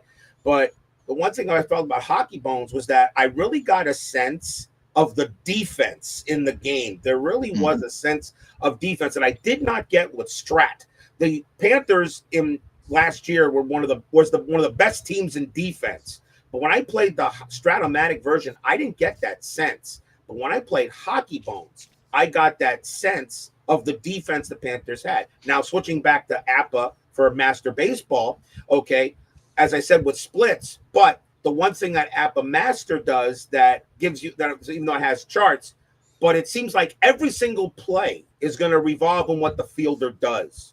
So, in a way, it's almost, would you almost say, Dwayne, that anytime a ball is hit in APBA, there's almost every time a range play being done, considering fielder 1, fielder 2, fielding 3, depending on what the role is.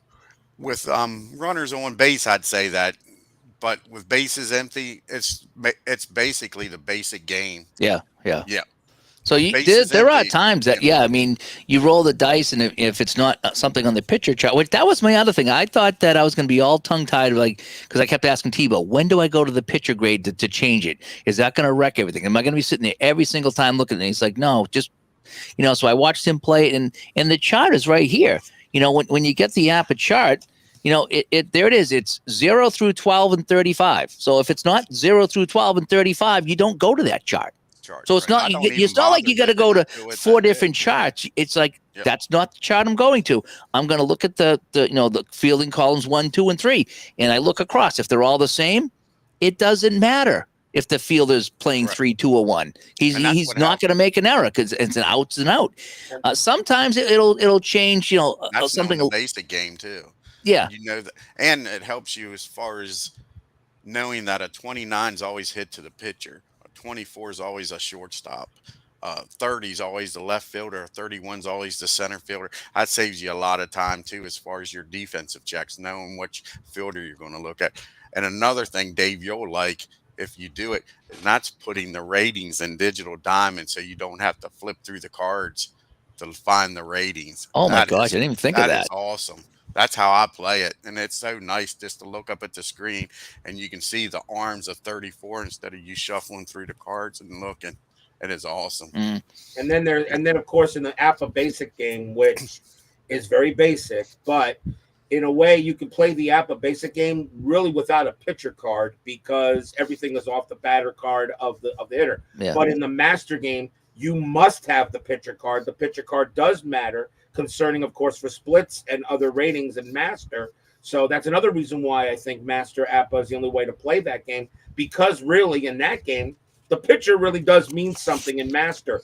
In the basic game, it really doesn't. You can just say, okay, I got a pitcher with an XYZ modifier, whatever. Yeah, I mean, grade D, grade C, and that's it. look at all the things that'll focus in. So if I can get that to focus, Yeah. Well, of course it won't, but of course that won't come into focus on me, will it? Oh, well, but anyway, at the top of the card, you can see all the things at the top of that card. If I can get this thing to, come on, you dummy. See it, Raleigh Eastwick, but we could see some of those. See those. Yeah, man, well. I don't know He why doesn't this even thing have doesn't. every rating there. He Pretty doesn't. much has every rating. And So what- I'll just read it. It's like Yeah. so he's got the stealing. He doesn't steal. He's got a 12 speed, but he's got a wild pitch. He's got a balk number, throw to first number, and it's got his Q2 star, which is his relief pitcher rating. And then down the very bottom over here, he's got that 3. So he's a 3 rating. So he's a D pitcher in basic, but he's a 3 rating here. And that could change depending who he's going up against here. But I mean, all these things come into play. The wild pitch, the balk, the move to first, that's going to really affect your stealing. And so you're right. All these things here, they don't have any effect in the basic game. right. At all. And I'm not dumping on the basic game because I played it and I like it. Oh, I like the basic game too. Is if you're playing for, I would never play the master game if you're trying to get 5 or 6 games done in a time frame. Yeah. But like you was talking earlier in your video, I don't play the game to play 50 games in an hour. I agree with you, if the game TJ. takes me normally I average about 45 minutes to 50 broadcasting. But if that game takes me an hour and a half because the game takes an hour and a half, I'm happy as hell. You know, if it was a pitch and duel that goes 10, 15 innings, or if it's a slugfest 11 to 12 and it took me an hour and a half to play the master game, I don't have an issue with it. Yeah. And one thing I'll say, another thing I'll give APBA credit, of course, they card everybody. I didn't realize that. They card everybody. Yeah. Yeah. They card everyone. I mean, the older sets they had the regular players, and then they had the extra players, extra cards. But now some of I think all the remastered sets they're doing right now, they get everyone. So Correct. kind of like inside pitch, like payoff pitch, like also some fall classic. You do get every player in APBA, okay, pretty much right out of the box. Okay, that's the one thing I do like about APBA. They card everyone, unlike some other games, but okay, fine. But yeah, you do get. I mean, have you actually found any players in the? I mean, what set you using right now? 19 what? Dave, what set you using? 19, That was I had 1980 here on the table. 1980. Okay, Yeah. So have you found any players that got only one or maybe 1, 2, or 3 at bats or anything like that in there? I'll have to take a look, but here's what's on the APBA site here. Let me see if I'll make that big screen here, and then APBA, of course, has every season, of course. But Yeah, that's the other thing. That's why I played the hockey game, because they had so many seasons. But so here's this right here, and I hope you guys can see that. Okay, yeah, you can. So starting in the back here, so when it says all, it's every. So it's not. So you can see like 1905 and 1908 need to be redone. It looks like. So they don't have everybody, but everything in black has everybody. So if I get up to the seasons that I play, which is 70s and 80s, so here we are. So look at this. All. So everything for the 60s and the 70s, they have all. And if they have an R near the season, it's a reprint, which means it's also a remaster and a reissue for this. Like I said, APBA will give you every player. I mean, now like for instance, look a little bit here. Okay, you still have like look at 1991, 92. Okay, there is still a base set and there's still extra, but now they have extra cards because of course. Back starting in 1990, 91, 92, a lot of teams started going through a lot of players through every year. I mean, what you got over 1,000 players carded every season in today's baseball. Yeah. Okay, but back in the day, like back in the 80s, you see they're less than 1,000, 900, something 900, like that. 800, yeah, 800, 600, 700. They didn't go through 1,000. Some teams right now go through an average of what I think it is somewhere between 40 and 50 players a year in today's Major League Baseball. I mean, look at that. Look at that. Look at 2020. That's dated 2022. But look at that. 2019, 1,400 players. So they give you how many teams are in baseball right now? What's there like? 30. So you get 30 cards a team. So you get 900. Then if you want the 392 extras, you got to get the extra cards. Yes, APBA is expensive. That is true, but you're getting 1,300 cards. I think when I looked at that, I think it was it's roughly about 10 cents a card. If you look at it. So if you're getting all 130, if you're getting 1,300 cards, it's about $130. Plus, APBA's card quality is good. It's fantastic. You don't have an issue with the card quality, do you? No, not at all. It's good card. It's a different type of cardboard stock. It's got a little grit to it. It's pretty strong and takes some punishment. I didn't think you had an issue with the. I didn't think you'd have an issue with the quality of APBA. APBA does have very good card quality. Yeah, no, you get them. They're all cut perfectly. They look good. It's a perfect size for the table. I think I can get through them quick when I need to find a guy. It's right there. It's not a problem. They shuffle very well too. They feel good in the hand. Kind of like you said about the Hockey Bones cards. They feel very good in the hand. Oh yeah. In some ways, I like the APBA cards better than the Hockey Bones from drive-through cards. The drive-through cards one, they're slick because they got that coating on it. They are. So when you stack them, sometimes they slide around. Whereas the APBA, they don't slide around. Right. They stay Just get back to the hockey question here. PJet says the defense 5 rating strata is practically the same as the defense 4. It was added in 93 with a bunch of other Band-Aid features. So as far as as that goes with the hockey, we'll just touch on hockey real quick. Yeah, when you're playing Hockey Bones compared to Strat, I think Strat was really a head-to-head game because do I penetrate? Do I intimidate? So each team's making decisions. Who gets the loose puck? So it's really a good head-to-head game. Do I take the outside shot? What do I do? Who do I pass to? Whereas APBA and Hockey Bones, especially Hockey Bones, it's really just a solo game. And it's designed for you to solve the problem. Okay, roll the dice. Does he get the shot or not? You don't take the shot. It tells you if he takes the shot. But half the fun is finding it. But their defense, if you got a 5-rated defenseman back there, you're going to be hard pressed to get a shot on that. But that's one thing like I said, I wasn't 100% sure on purchasing Hockey Bones when I got Stratomatic. But then you actually played a Hockey Bones game a couple of months ago, and I was watching the play-by-play, and I said, "There's something about this game that needs to be. I need to try." And I spent the money on that, and it was not cheap. No. But like I said, but their card quality is excellent. Oh yeah. The card quality is excellent, so I got what I paid for.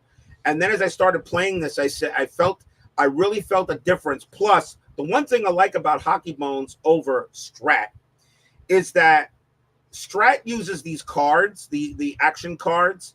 The problem with action cards is once a card is flipped, That card will not show up again until you reshuffle until the next period. Number one. Number two, the dice don't always resolve the play. Where in Hockey Bones, the dice always resolves the play. The chart that you use for Hockey Bones, kind of like the chart you use for Inside Pitch, helps you resolve the play. It doesn't resolve the play on its own. Yeah. The dice resolve the play as it should be. And you are 100% right on that, Dave. And like I said, I got to give you credit. I want to play more of that, and I will. But of course, my Inside Pitch season starts tomorrow night. But you know, I want them to get some more hockey seasons. I would love for them to do the 95. Now that the Panthers have won the Cup, now I really want to do the 95-96 season. But unfortunately, they don't have that yet.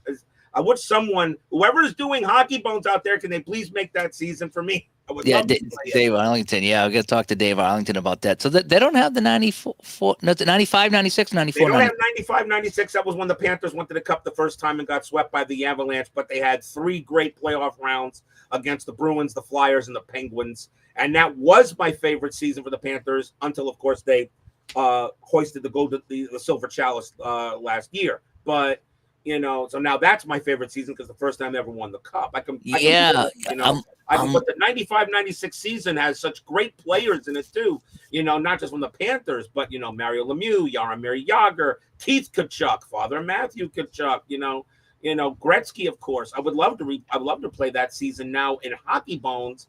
And I do have the Stratomatic 95-96, but I don't have all the players for that. Okay, I wasn't able to get the extras. But I really would like to have 95-96 in Hockey Bones. I would love to replay the Panther playoffs. Yeah, they have 93-94 and 96-97. Yeah, they skipped one. I didn't realize that. 95-96 because that's when the Panthers got there. I didn't realize that. Yeah. You know, Keith Tkachuk's cousins played with me in my hockey league many years ago. Really? He's a local guy. Yeah. He's a local guy up there. Yeah, his cousins played in the league because they come in and they were Tkachuk and like, "How you?" And he's like, "Yeah, that's our uncle." I didn't think. Well, I guess a lot of Tkachuks are related. I never get tired of watching the. I don't know how many times I've watched the Panthers' final game against the Oilers when they clinched it. It still brings tears to my eyes. But you know, but you're right. But like I said, the one I guess like the reason why I think about APBA is I just don't like charts that much that resolve the play. I understand the appeal of APBA, okay, but I just don't like the charts. I like it where you know the dice decide the game. Reason why I like Inside Pitch because the dice just resolve every single play. All right, and you don't have to use, and you really don't have to use a chart. And the one thing people say about Inside Pitch, well, it's got charts. Yeah, it's got that one, and it's got that one, and that's it. Yeah. So I don't know. That's what Hockey Bones is. It's one chart, and it's done. One chart with a couple of extra penalty charts. Yeah. I did purchase the extra cards, you know, the ARC cards, which I thought were cool. All right, and for assists and retaliations, and I gotta find it. You know, by the way, speaking of that, where can I get a good hockey mat? I can't get a good hockey mat. You know, something that would, you know, there's a hockey mat that I ordered from drive-through cards that I used to that game. Yeah. Well, I kind of like the hat. I kind of like the mat you use, but it's too big. I need something that just fits maybe 14 by 11 on my. Yeah. Inked Gaming is where I used to get my mat. I still haven't gotten it for Black Friday, if you can believe it. Mm-hmm. But they have generic. Well, I got a generic football. That's not generic one. But they have a generic hockey one that might come in a couple different sizes. So you could check there, although I'm not recommending them right now because they've been sitting on my order for almost, you know, a month and a week now. Wow, really? Yeah. It did take them a while for me to get in my baseball field too, but I was in no rush for that, really. Yeah, I'm not in any rush for it, but it's like, I just ordered a blue one and a green one. There wasn't even anything crazy. Just, you know, and I could have ordered them anyway. So they get back to me finally and said, "Oh, so I would just really backed up a month." A month. That's yeah. You know, I've never had issues with them either. So and I saw other people posting on Digital to Dice that was saying that they weren't getting their mats either from them. So they've really kind of shot them in the foot. Still, maybe they made a lot of money, but they won't be getting any more from me. Here's what I like about the charts here. So I'm looking at my charts here. Here's what I like about it is they're so packed with information, you know, where it's like, so on the first one here, it's a double over first base, And here's a couple of numbers that are your run numbers to start the equation with. And it's going to be the right field throwing to second base if you want, or the catcher.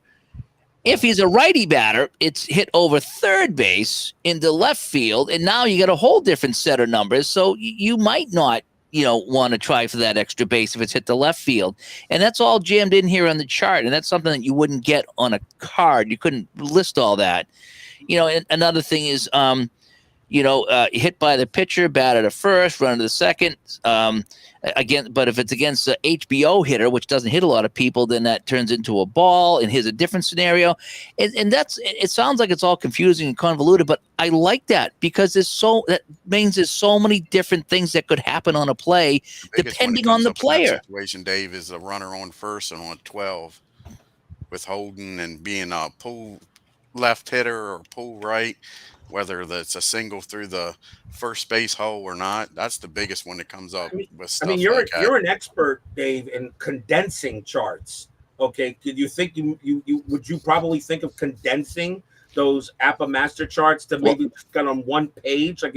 Here's what I did. So I play it like the football game. So I have the book here with all the tabs, and I have it here, and I just flip open to the page I need, and that's kind of kitty cornered here on the desk like I do with football.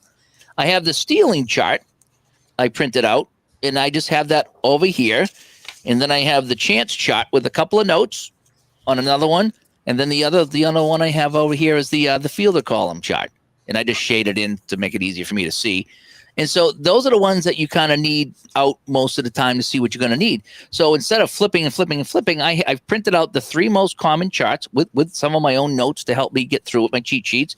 And I just have those here with my book, and I'm done.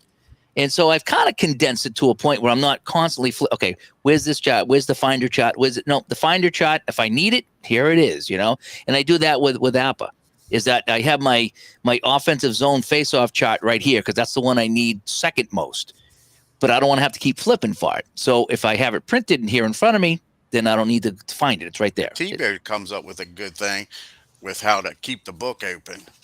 Instead of opening the book, make that be your front page instead of the actual cover. Yeah. And that way, if you set it up, all you got to do is, like, say this is runner on first and you want to check the defense, all you got to do is go like that, and right there's the chart. Yeah, flip it right down. Yeah, he had a good.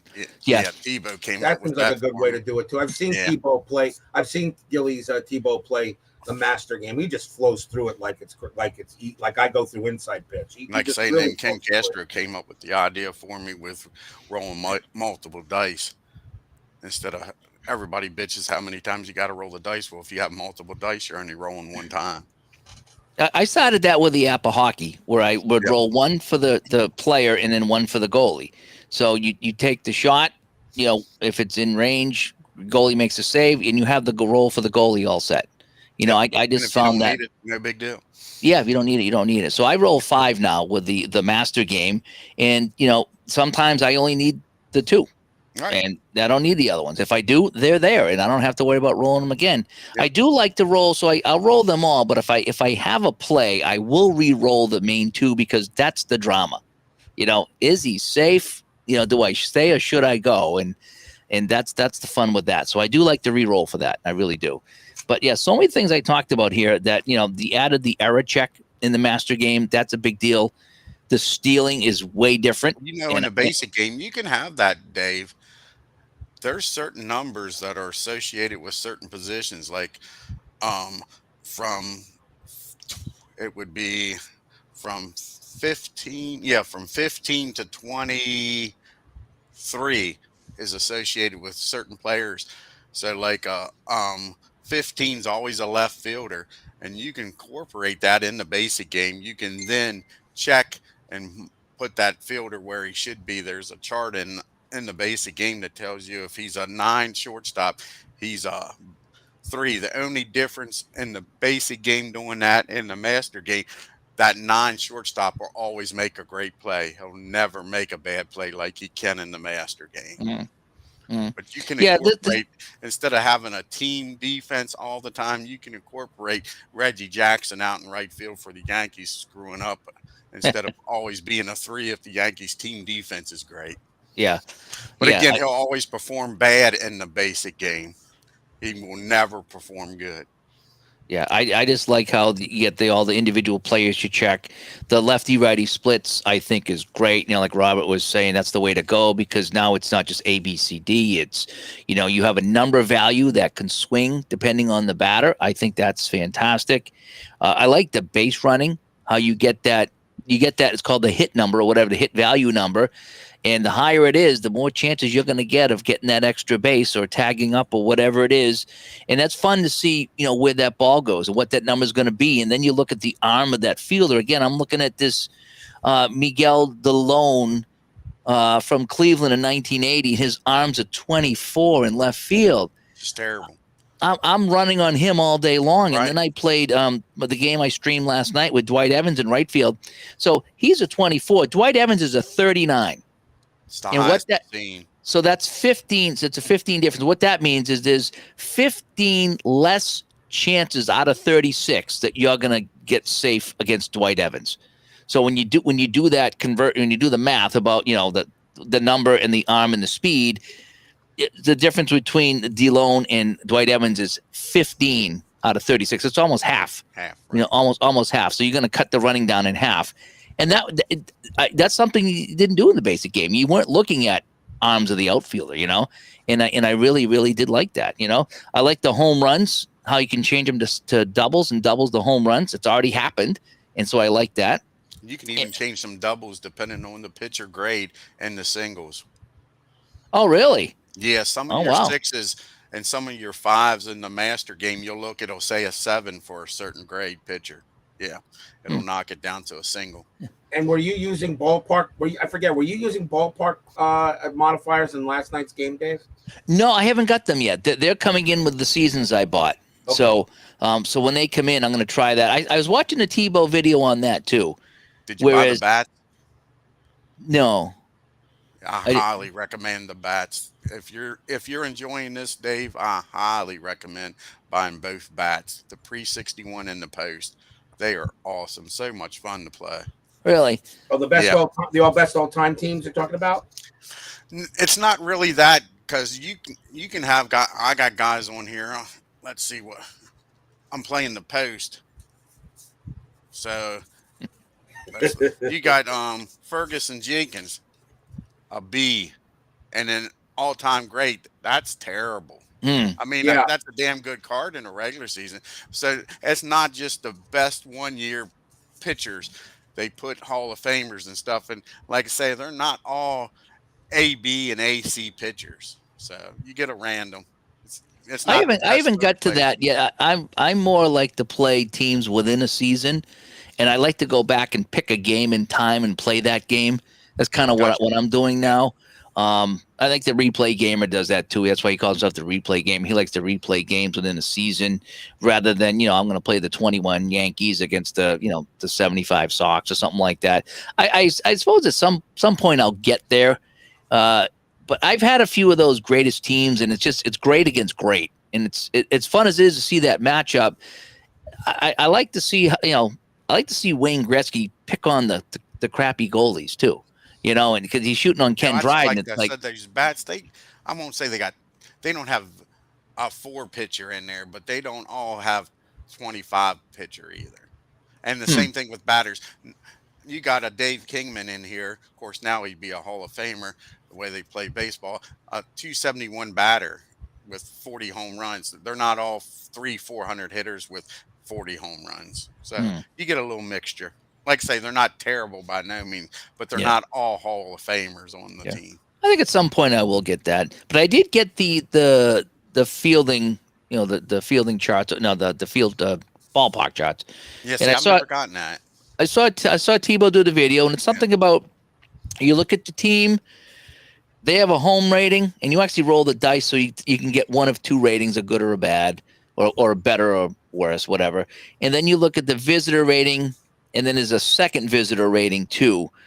And then you look, and if it's a positive number, that means it's a good hitting team with a hitting park. And you're going to turn some outs into home runs, some like hits the center field in the home runs. But if you're negative, then some of your home runs might come back and turn into outs. is kind of how that works. And the example he showed was Chicago going into the Astrodome, Chicago Cubs going into the Astrodome, and they were minus 18. So on the minus 18, what would happen is if a certain batter, and you got to look at the card, and it's all spelled out, I guess, how many ones he has or whatever it is. And let's just say he hits a 1 and it's a home run. Well, because they're minus 18, you got to go to the chart and roll. And so on an 18, that's basically half a 36. So he's got a 50-50 chance of that home run turning into a long out. It's kind of how the ballpark charts work. Plus, the Astrodome back in those days was very, very hard to hit a ball out of. That was one very difficult place to hit a baseball, especially in its really early days. Okay, well, I think only 50, 60, 70 home runs were hit out of that. Really? That is nothing in an 81 game season at one base. Okay, you're talking about less than an average of less a home run a game. Okay, for that. Then, of course, the ballparks that are real homer ballparks, like lately, before the Orioles went ahead and raised the fences a little bit at Camden Yards. Camden Yards was a very heavy launching pad. You could hit 230, 240, 250 home runs at Oriole Park at Camden Yards. But then they went ahead, raised the fences, and now it's a little bit more neutral. Still a hitter's park, but still. But yeah, I mean, that's one thing I know about the ballpark cards from APBA. They will make a ballpark feel really big, and they will make them feel really small, depending on where you're playing. I mean, depends, of course, where you're playing at. It's, of course, Strat does the same thing. Inside Pitch does the same thing. Really, these days, almost every game engine uses some sort of a ballpark factor. Almost everyone. I don't know of any game engine that doesn't, and if it doesn't, then I kind of find that weird. But it just adds a little bit more realism to the game. And the other thing he says, so when he went to Wrigley Field with the same two teams, Chicago was such a good hitting team in their own home run on their own park that I think it was a +6. So on an out, there was a 11-16 chance that out was going to be a home run at Wrigley Field. So if you had a plus rating, you could turn an out to a home run. If it's a minus rating, it's the other way. It's a home run to an out. And I that might be kind of fun to put into play too if it's not that difficult, So that's another thing I ordered. So I'm kind of going crazy here with the master stuff, clams and stuff. Some of the bat selections are based on what certain players meant to a franchise, rather than putting up big numbers. Correct. Yep. So, yeah. So that's that there. I agree. So that is good stuff. It's kind of amazing how ballpark factors can really figure into a game. And then of course you got the what I think did you wait a minute, Dave? Did you get a copy of Pursue the Pennant? Yes, I did an unboxing, and Mike's going to come on and show me how to play it. So I said, played that a long time ago. I actually had a copy of I think it was the 86 season. Of course, right now I can't get that season unless it's off of eBay because they haven't remastered it. But I remember Pursue the Pennant, and yeah, it is a chart-driven game, but if I remember, it was a blast to play because of the ballpark walls. Yeah, that you put in the boxes. Now the ones that they come with now, you have like part of the ballpark is a picture of it, and then you have some stats to it. But in the early days, there was a whole ballpark wall that went inside the box, and you played in there. I will give Dynasty League and Pursue the Pennant some credit. That was the first I ever saw that. That was really interesting. I think if I'm correct, I did like the game. I think you'll like playing it. I think I will too. I guess you're still waiting for someone to help you play it. Well, yeah. Well, Mike there, Soslinski, is that the guy's name who does it? But so I said, look, I'll get it, but you got to come on and show me how to play it. So we're gonna have him on, and we'll talk to him about the game, and then I'll pull it out and put it on the table, and we'll play some here on the table. He'll kind of walk me through it. They also card everybody. If I'm right, I also believe they card everyone. You got the big cards too, right? The big ones. They sent me one of each. I have the 72 small set, right, and then I have, is it 2013 or 2023 big set? So I said, send me one of each so I can compare them and show them on the screen. Obviously, the small one's about the size of an APBA card, Right. and the big ones are are like a big. Strat, like the Yeah, tall as a Strat Strat card. Yeah. Yeah, if I'm So correct, I did enjoy playing that game. I think I personally, I think a lot of people will too if they give Pursue the Pennant a shot. And the only, like I said, one downfall is they don't have many seasons for it anymore. They're Yeah. missing a lot of great seasons. But if they start getting some, if you give them some exposure, maybe that'll help. Because I would like to see more people play Pursue the Pennant. There are not many people that I can't finally rarely play Pursue the Pennant, and the ones that do, they play the online version. Oh, yeah, of Dynasty League. You know, like I said before, online is great and all this stuff, and you know, action PC baseball. I love people. You know, when Uncle Ron does it, when Beatles Eternally does it, but I still feel nothing beats rolling the dice and holding the cards in your hand. It's just something like you have more control over the game. I just feel like it does. I'm looking forward to you doing Pursue the Pennant. I don't have a copy anymore. I should get one, but I would like to. I'm looking forward to you. I'll be waiting. I'll definitely be watching you. Yeah, we're gonna set up time with him to come on the show, and I'll break it out, and we'll talk to him about the game, and he'll run me through it. And it looks like all the results are on the cards, but there's a bunch of charts too. So I heard it was kind of difficult to play, so I'm like, well, let me get him on, and he'll walk me through it, and we'll play a few innings and see if we can get the game to flow and see how it looks. So yeah, we're gonna get him on. A lot of people will like it, and maybe it'll expose the game. I really like to see Pursue the Pennant play a little bit more. I'm interested to see how it plays. That's why I like playing different games, because you never know what you're going to run into with a game. You might find a game that's super fun. It's like, wow, this is really good, and it does every game does something a little different, and that's why I play so many different games. Because as much as I have my favorite games, they don't do everything that I want them to do, and there's another game that does. And I'm like, that's why I'm going to go over here and play this game, because I'm in the mood for this one here. It's kind of how it is. I'm going to give a little shout out to Bink Stanley, who took over Fall Classic Baseball with the passing of Greg Sovan, who created the game. I'm going to give a shout out to Fall Classic Baseball. Let me do this real quick. When I first played Fall Classic Baseball, and I was playing it, I was trying to do a quick 86 Mets thing, and I was not really into the game. I was having some issues getting into the game. I just finished a couple of weeks ago. I finished my 1919 one and gone dead ball season, and I had an absolute blast. And I think it's because when I played it the first time, I didn't really get the mechanics of the game down. I thought maybe I just didn't get the mechanics. Playing the dead ball games tournament, I really got more into the mechanics. I said, okay, this is what happens.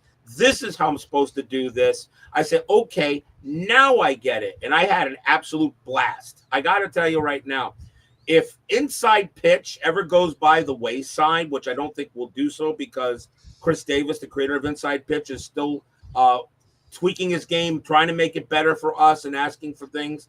But I'll tell you, if Inside Pitch goes by the wayside, I could become a straightforward Fall Classic player like Tony Porter at Cards and Dice, because I had a blast playing Fall Classic. And of course, they also card everyone, and they also give you traded players for each team. Oh, nice. So yes, kind of like Joe Bryan at Payoff Pitch. Yeah. So if that player was on a number of teams, they will card that player for that teams. I had a couple of times where I was playing a game of 1919, and I found this one player. I was about to put him out. Said, "Wait a minute, I had him on the Philadelphia Athletics. He can't play on the Boston Braves right now." So I immediately put him in the back of the deck. I said, "Okay, this is the next guy," and I marked that for future reference. I'm going to give a shout out to Fall Classic Baseball. I did not give that game a fair shake. My bad. That right now could very well be maybe my second favorite game, right behind Inside Pitch.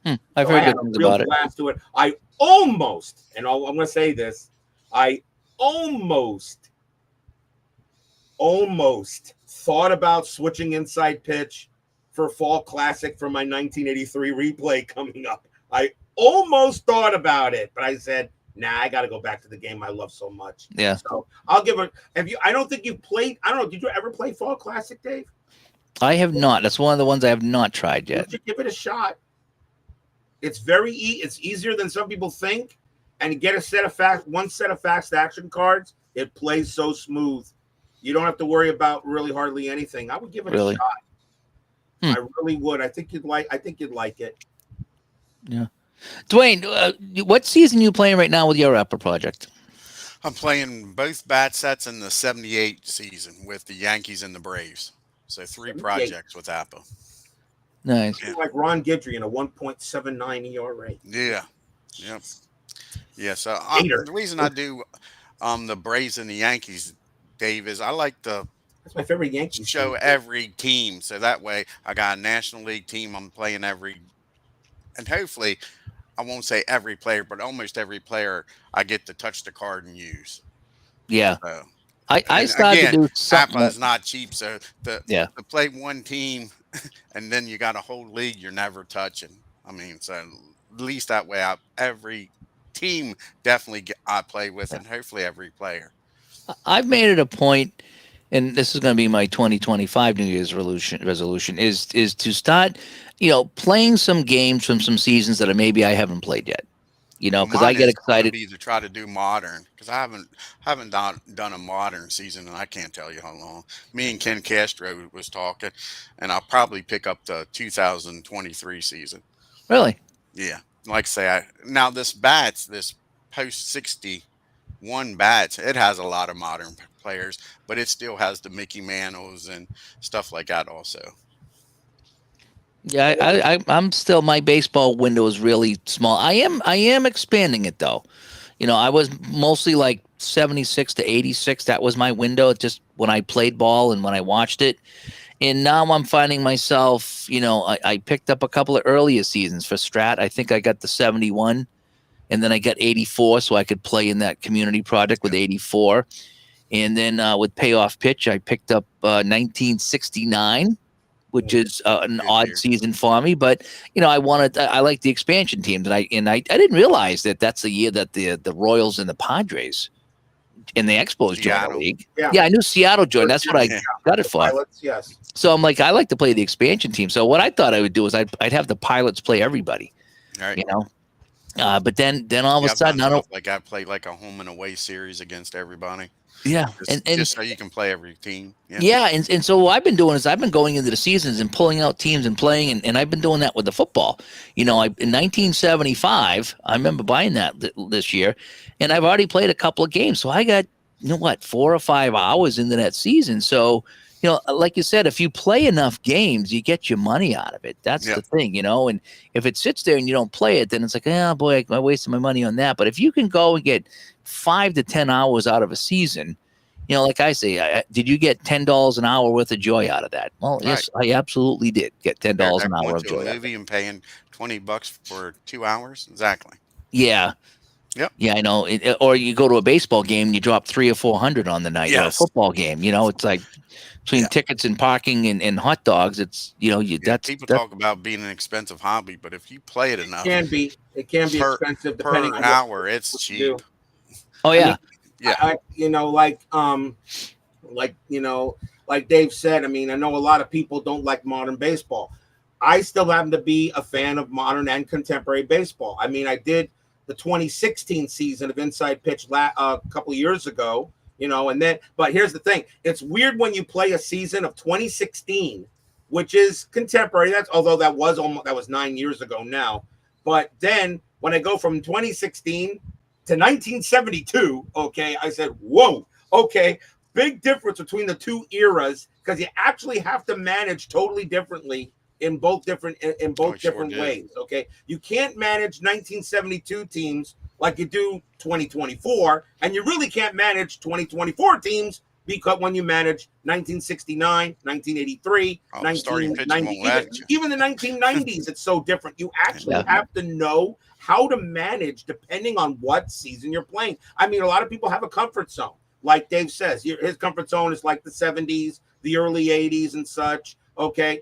Uncle Ron, when he plays his action, okay, his comfort zone's like in the 80s. But now he's going, I think he's going to do 1946 next, which I think was his next season. I'm really looking forward to seeing.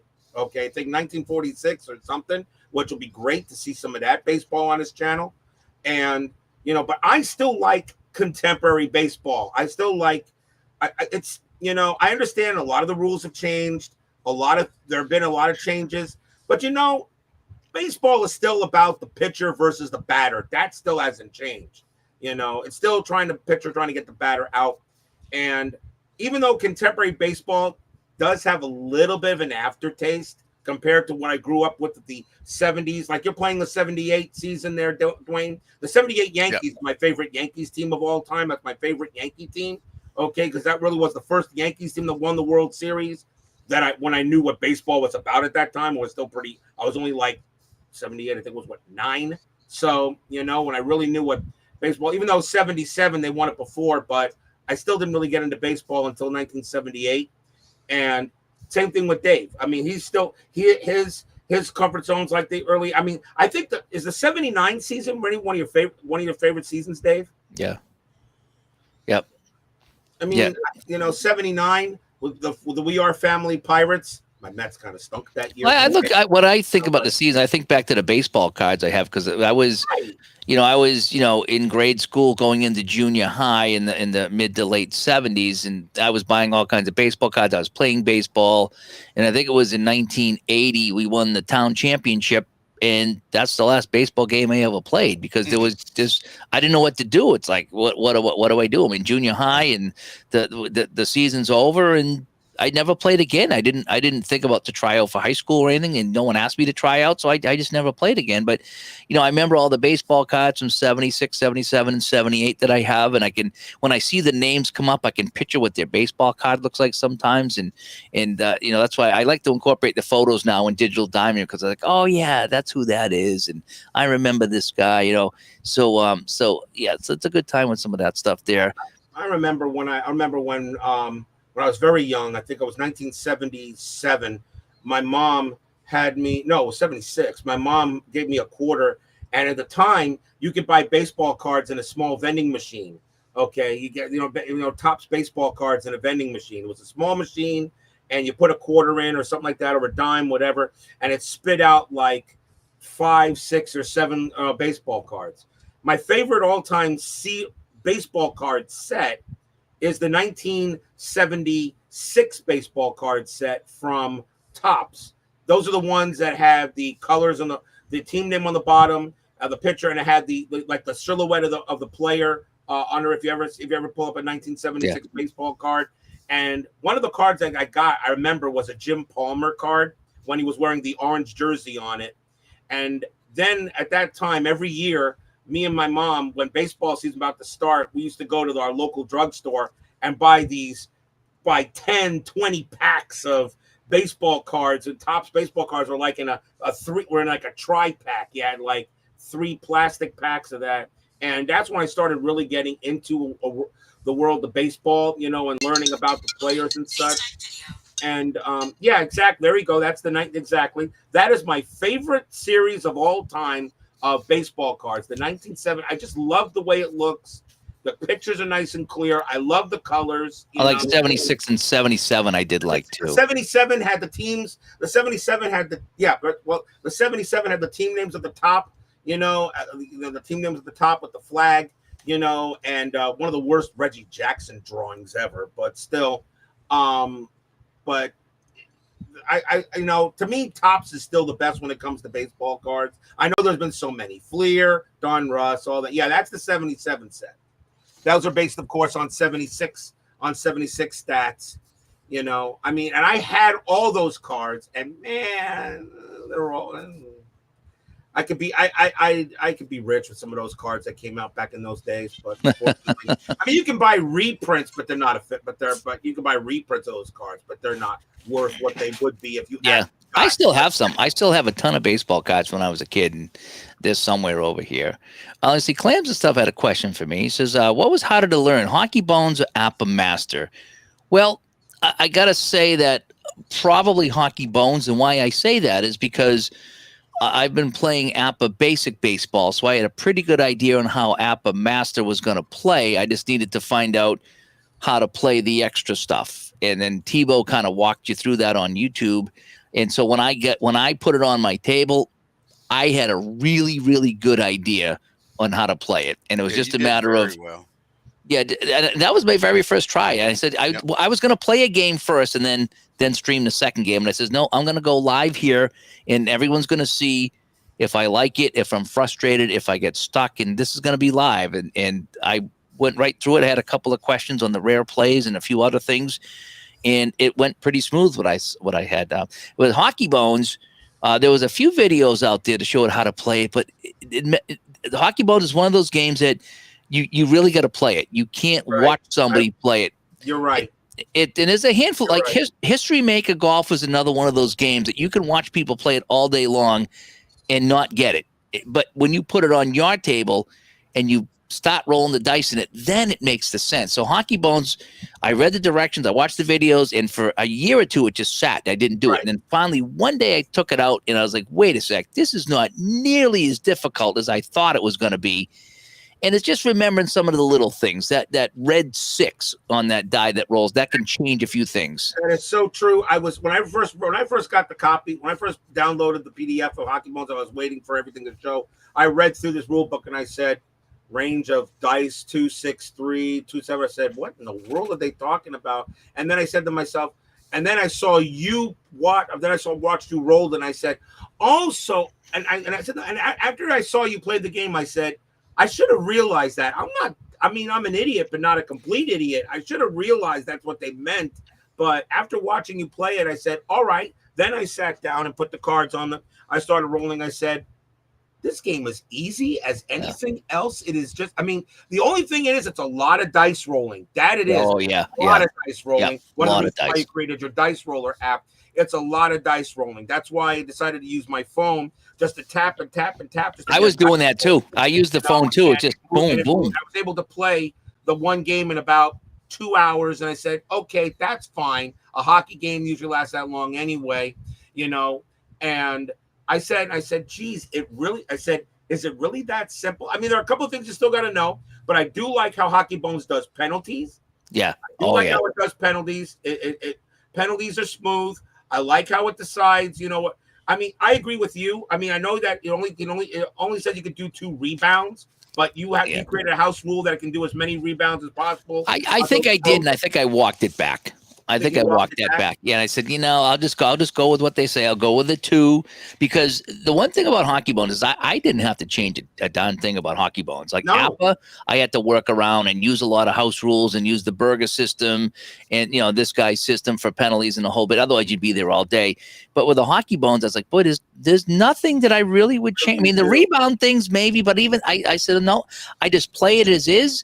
And it's one of the most statistically accurate game. And I played a game the other night, and I was getting so many penalties. I got the Flyers had like 4 penalties in the first period. I'm like, oh my gosh! And they ended up with 7 or 8 penalties. And I think even one penalty, I said, to hell with it. I'm not calling this penalty because I'm sick of calling penalties. And the next day, Jacket goes, yeah, do you realize the Flyers average 10 penalties a game? Yeah. And I was just like, are you kidding? He's like, no. So that game was spot on. Spot on. And I was just like, well. I'm not going to argue with it, Like I said, I was playing the game I played a couple of games between the Bruins and the Panthers and of the Stanley Cup, utilizing the actual players that played that game. And as I was playing the Bruins and the Panthers, because I remember doing the series again, as I said, like the guy said in the chat, Stratomatic did kind of put a Band-Aid on their defense. But as I was playing that game, I did not sense defense from the Panthers. The Panthers last year, their defense was smothering, okay? They were tied with Calgary with the least amount of goals scored against them. And I was playing this game, and I would look at, and I think I played a game with the first period. I think the Panthers had 16, 17 shots, and the Bruins only had 5 or 6 or 7. I said, that's actually how it worked that year, last year for the Panthers. Yeah. They didn't give up many shots on goal that year. That the defense of that team was stout. I really felt like there was defense when I played Hockey Bones. I didn't feel there was defense in Stratomatic. I didn't feel the defense where, the Bruins won that series in 7, which is fine, okay, but I didn't feel the defense that I did in Hockey Bones. And you're right. The Hockey Bones is spot on. Whoever's rating the game. Oh yeah, Dave Arlington does a great job. The only thing The only thing about the Hockey Bones is this strat. It's a fun game head to head. There's a lot of decisions to Right. make. Hockey Bones is almost a hockey geek Right. type of game because it's fun and it's exciting, but it's really all about numbers. Right. You get all the penalties right. You get that smothering defense, and the fun factor may not be there because it's so accurate. Mm-hmm. If that makes any sense. Whereas some games that not saying the strat's not accurate, but I could see where Hockey Bones might be more of a bore or a snooze fest because it's just so accurate with everything that you don't have that arcadey type of fun in that game. It's kind of it's too accurate almost, I had a blast playing Hockey Bones, actually more than I did Strat. Plus, I like Hockey Bones's line changing system. I actually like their line changing system. I had no problem grabbing cards. Okay, done. Of course, I know I could put the cards in sleeves or something like that and just do this. Like ID Jester does for some of his games, create card sleeves and put them on there and do it like that. That's fine. I had no problem with their line changing system. I actually felt the line changing was more. I mean, in Stratomatic, you're only changing your lines. I think what, one time, or no, 3 times, 4 times. Hockey Bones, you're changing it to the point. I like your line changing system where it's almost random. So sometimes the 1 line may come out, then the 3, then you go back to the 1, then the 3, then the 2 or the 4, and then you play. I liked how you did the last time. Like the first period, I think you only did with 3 lines, and then 1 period. Then I did the second period. Then I did the 4 lines, and second period. Then the third period, I went back to a 3-line system, which I think I think the teams that have their best players on the ice and more often than the 4-line would, But yeah, I think Hockey Bones was a blast. I mean, like I said, I'm looking forward to playing some more of it, and I will in my next off season. But still, I think Hockey Bones really might be the game. APBA, me, I tried playing it. I tried playing APBA. I just going to each chart and checking chart here, chart there. I just couldn't do it. Yeah, if like I said, some people are chart people, and I'm a chart person. So for me, I was okay with it. Dwayne, let me ask you something. I know I asked this on the stream the other night, and this is something Ron brought up today too. So on the dropped throws table, right? Okay. And I almost had a drop today in my game. It was hilarious. The play at the plate, and I rolled.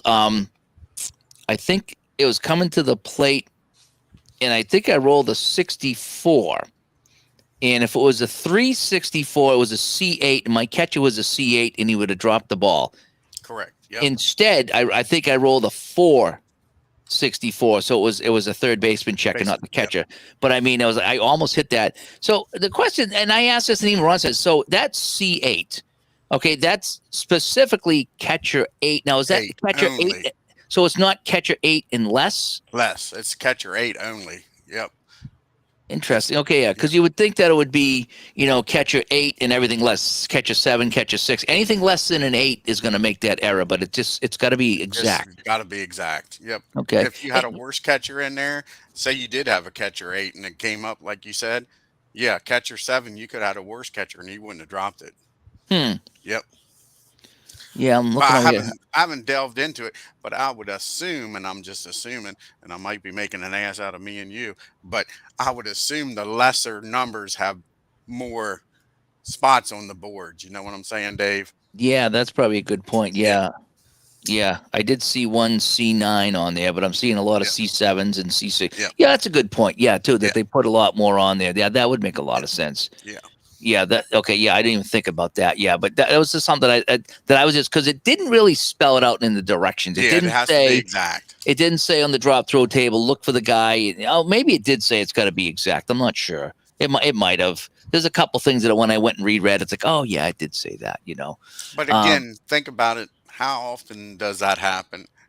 It doesn't happen every game, and if it was like that, it would happen.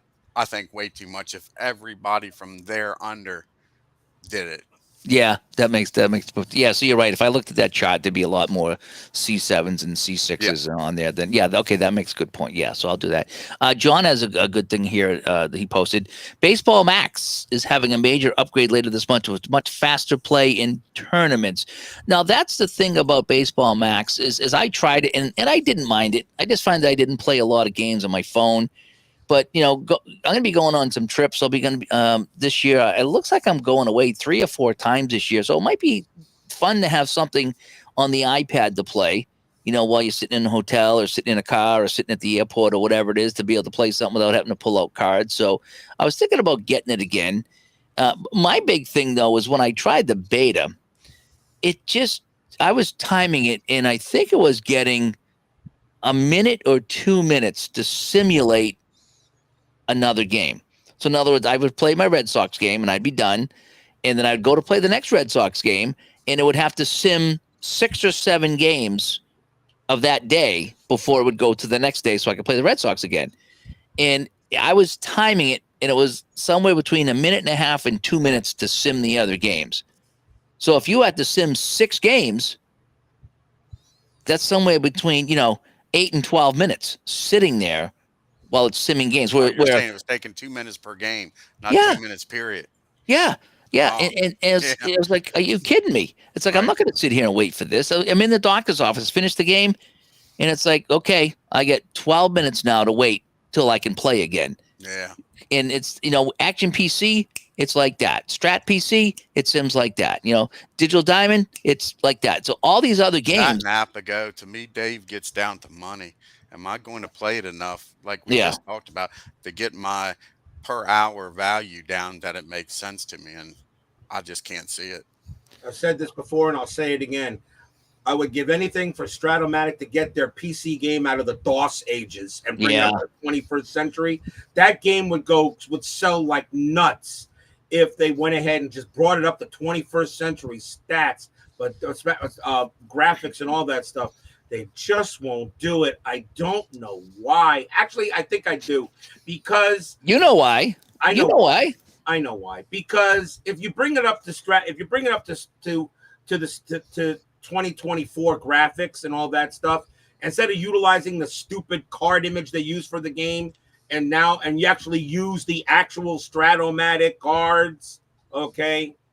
That's probably the reason why, because they know people would go ahead and copy those cards and probably print them out for their own use. I don't know if it's so much as that as it just any kind of major changes is going to screw up a lot of people who've been playing the game a long time. Well, yeah, but that's true. But I just feel that that's one of the reasons why I don't want to buy the new version. I had the 2017 version.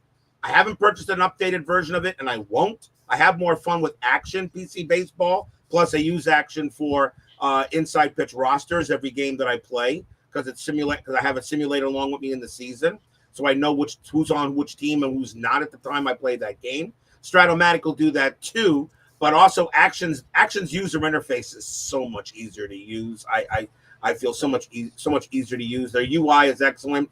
Replay Baseball's user interface maybe the best ever, but Replay doesn't have as many. There's still missing a lot of 80s and 90s seasons for me to really get into Replay. But no, Stratomatic PC, I keep on saying it every year, would you please update the game? Really, come on, guys. Yeah. It's 2025, not 1990. Come on. Well, like Dwayne said, they don't have to update it. No, they don't. They don't, but but they should, but they don't. I know, you're right. I like it. I mean, it'd be great if they could merge the Baseball Max and the PC game somehow. So, I could be playing the game on my iPad and then come home and pick it up on the computer in my Strat PC game. I mean, I guess you can kind of do that with the Baseball Max, but it's a whole separate thing, and then it's a monthly fee. And, again, we have enough monthly fees that I'd rather buy the thing outright once. And I agree. I won't play a game with a monthly fee. That's ridiculous. I won't play with a monthly fee. No. I tried the APBA Go last month for November for a month. It was just so weird. I mean, if they would create an APBA game like the Strat PC game, I'd probably get it, because I like APBA and I like to see the cards. You could roll your own dice. It showed the results. It was APBA. It was great. It was very generic. It's basic game. Now the Baseball for Windows is the master game. Right. Baseball, but you currently plays a lot of, and Baseball for Windows is excellent. And it still is excellent even today, and you can still get modern day seasons for it. But and Ernie Harwell still sounds great as he always does. But APBA needs to update that game too to today's standards, to today's stuff as well. I would like to see that. You don't really play that game. You just kind of watch it. You pretty much Now baseball you for can play Windows. it. You can manage play it. You It's can got play a it. umpteen different micromanagers too, Yeah, Dave. If you want to download them, you can have Billy Martin. You could have Casey Stengel. You name it. There's all right. kinds of And micromanagers then out there there and then that there's you could and then actually of course plug in to replay the other teams that right. you're not managing. But yeah, And then there's Out of the Park. Now yeah, Out of the it's Park. literally master game. If you want to manage that a team in that baseball for Windows, you're making all the decisions, the steal, the throw to third. If you're in the outfield, you decide whether you want to throw the third, if you want to throw in the second and hold the batter to a single instead of advancing on the throw. All that's in there. Yeah. Hmm.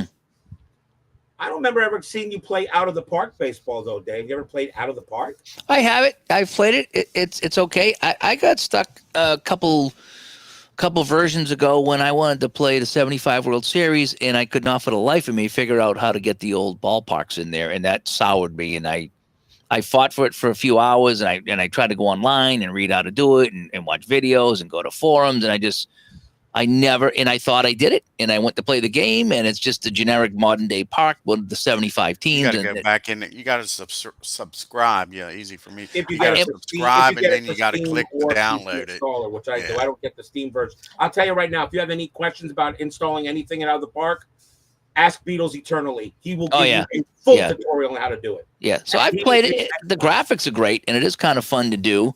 But again, it's a lot of managing, and I like touching cards and rolling dice and figuring out what happened on the play. That's why I got off the video game versions, because I also feel that sometimes the AI in video games are a little gamey. All right, I just sometimes don't trust the AI or the results of the software when I played on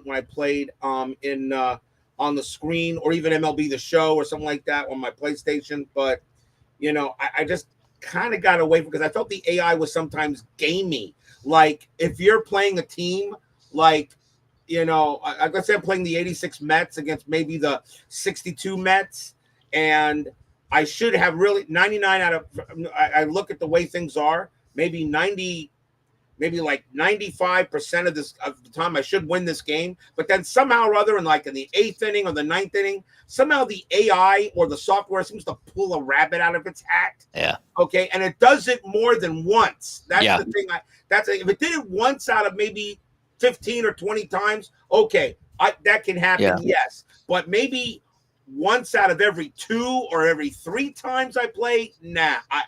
I've seen some people play some games. I won't say who and what games, because I don't want to call anybody out or any game out, but I've seen some people play games where that has happened, where just late in the game, instead of just the game kind of finishing up on a dud, there would be all this excitement. The other team would come back, and you couldn't stop them no matter what you did, and you're sitting there pulling your hair out, and you're like, this is fun if it happens once in a while, but when it's every time, it seems like it just feels like it's kind of scripted, that the end of the game is written in such a way that this team's going to come back with, either X amount of time in the clock or X amount of outs in the inning and win the game. And then how many times can that happen before you?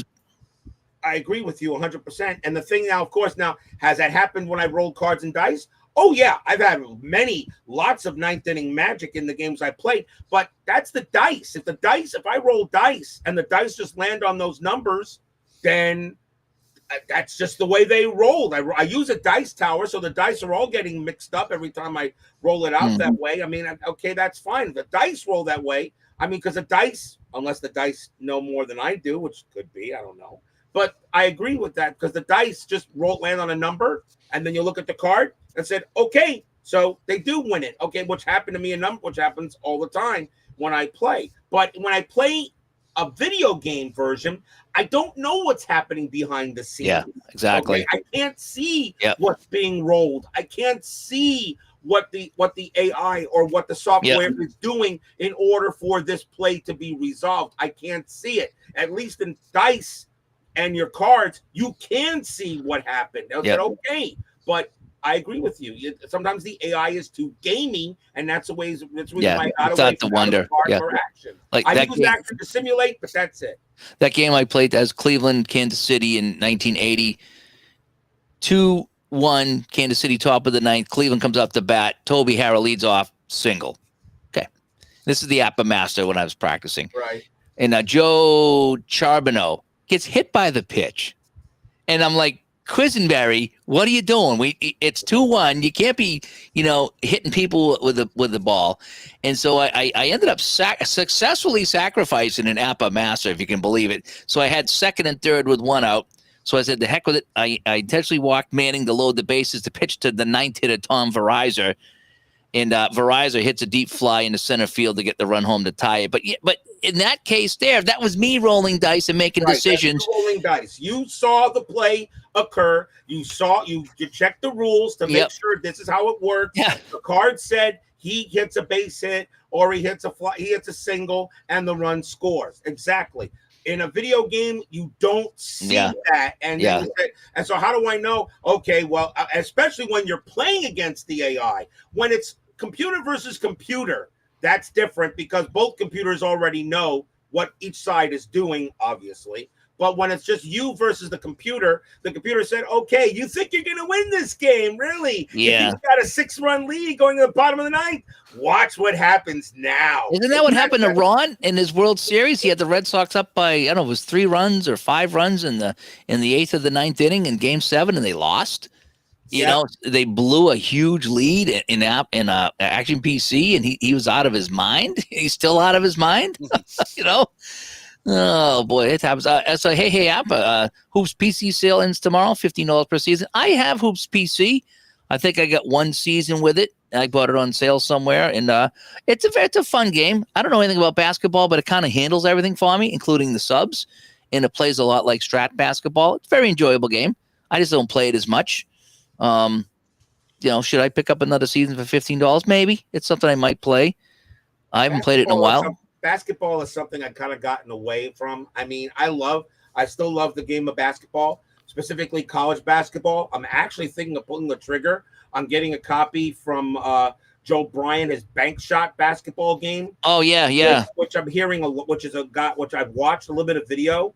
I don't want to get the pro teams. I want to get the college because I prefer college basketball over pro these days because I think pro players are prima donnas, like a lot of them today, but college basketball just seems to, some of the all-time great teams from college basketball and matchup games. I was thinking of pulling the trigger on that because I don't have a basketball game at all. And I love basketball. I do. I just don't watch as often as I used to. But I still, tournament time, I'm watching college basketball. NCAA and the conference tournaments, I'm watching college basketball. I have his SSG from Joe. I got the SSG, and the bank shot is the new version of that. That's the new version. He also has another one, but I don't. But that doesn't have college teams. The bank shot one does. It uses fast action cards, but it can also use dice. I use the dice. I think it was Rob's Tabletop Hoops I was watching. Oh, maybe, yeah. And I looked at this. I said, I'm not at the basketball as I used to be, but I think I could put this game on the desk. So it worked. I mean, this game worked. It's the only thing that SSG I didn't like about SSG is that when you set up your cards, you have to label them 1 to 5 in order of offense and defense of I don't know if they're talent or what it was, because when you roll the dice and looked, the ball would go to, number 4. So you had to know who that was. And every time you subbed in, you had to realign all those 1 to 5 for offense and defense. I was like, oh my gosh, are you serious? That's going to take forever. And that was the other game. That was the first SSG. Bank shot basketball doesn't use that system. Bank shot, I think, uses fast action cards to get certain plays, and you use dice. Plus, everything is all laid out for you on the desk, even for substitutions. So you can have just the 5 players, or you can have all the players on the board, judging from it. And I was watching Rob's Tabletop Hoops, and that guy knows his basketball. I was watching him play, and I said, I think I might want to give this a play. Plus, It's SSG, so you know how good the card quality is Yeah. going to be. He's going to Yeah. send you. It was a know, fun game. top-line card quality. From when I played with the SSG, it was kind of fun.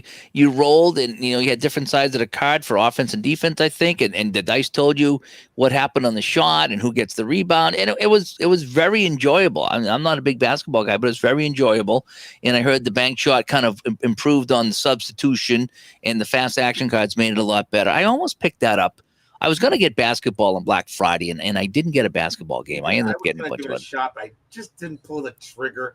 Plus, I was already through my off season because I'm going to start. Because once I start inside pitch tomorrow night, that's all I do for the next 4 months. So but I still may pull the trigger on it. I heard, I watched it. It looks like it's fun, and I prefer college basketball over. I'm a Heat fan, of course. Down here, I go for the Miami Heat, but I prefer college basketball. I like the kids. I just think they're just a lot. Plus, of course, down around tournament time, where when it's just one game and you want to go home, I mean, there's nothing better than the college basketball tournament anyway, really. So, all right. Well, why don't we wrap up this here? We've been going a lot longer than I thought, but we had a fun, interesting. We got a football game to watch here, Detroit and Minnesota. Got to watch. Oh, that should be a good one. Yeah. I'm gonna have to put that on. That's for the #1 seed in the NFC, so I got to turn to that. So let's wrap up with some final thoughts here, because this was the APBA Master Baseball Talk.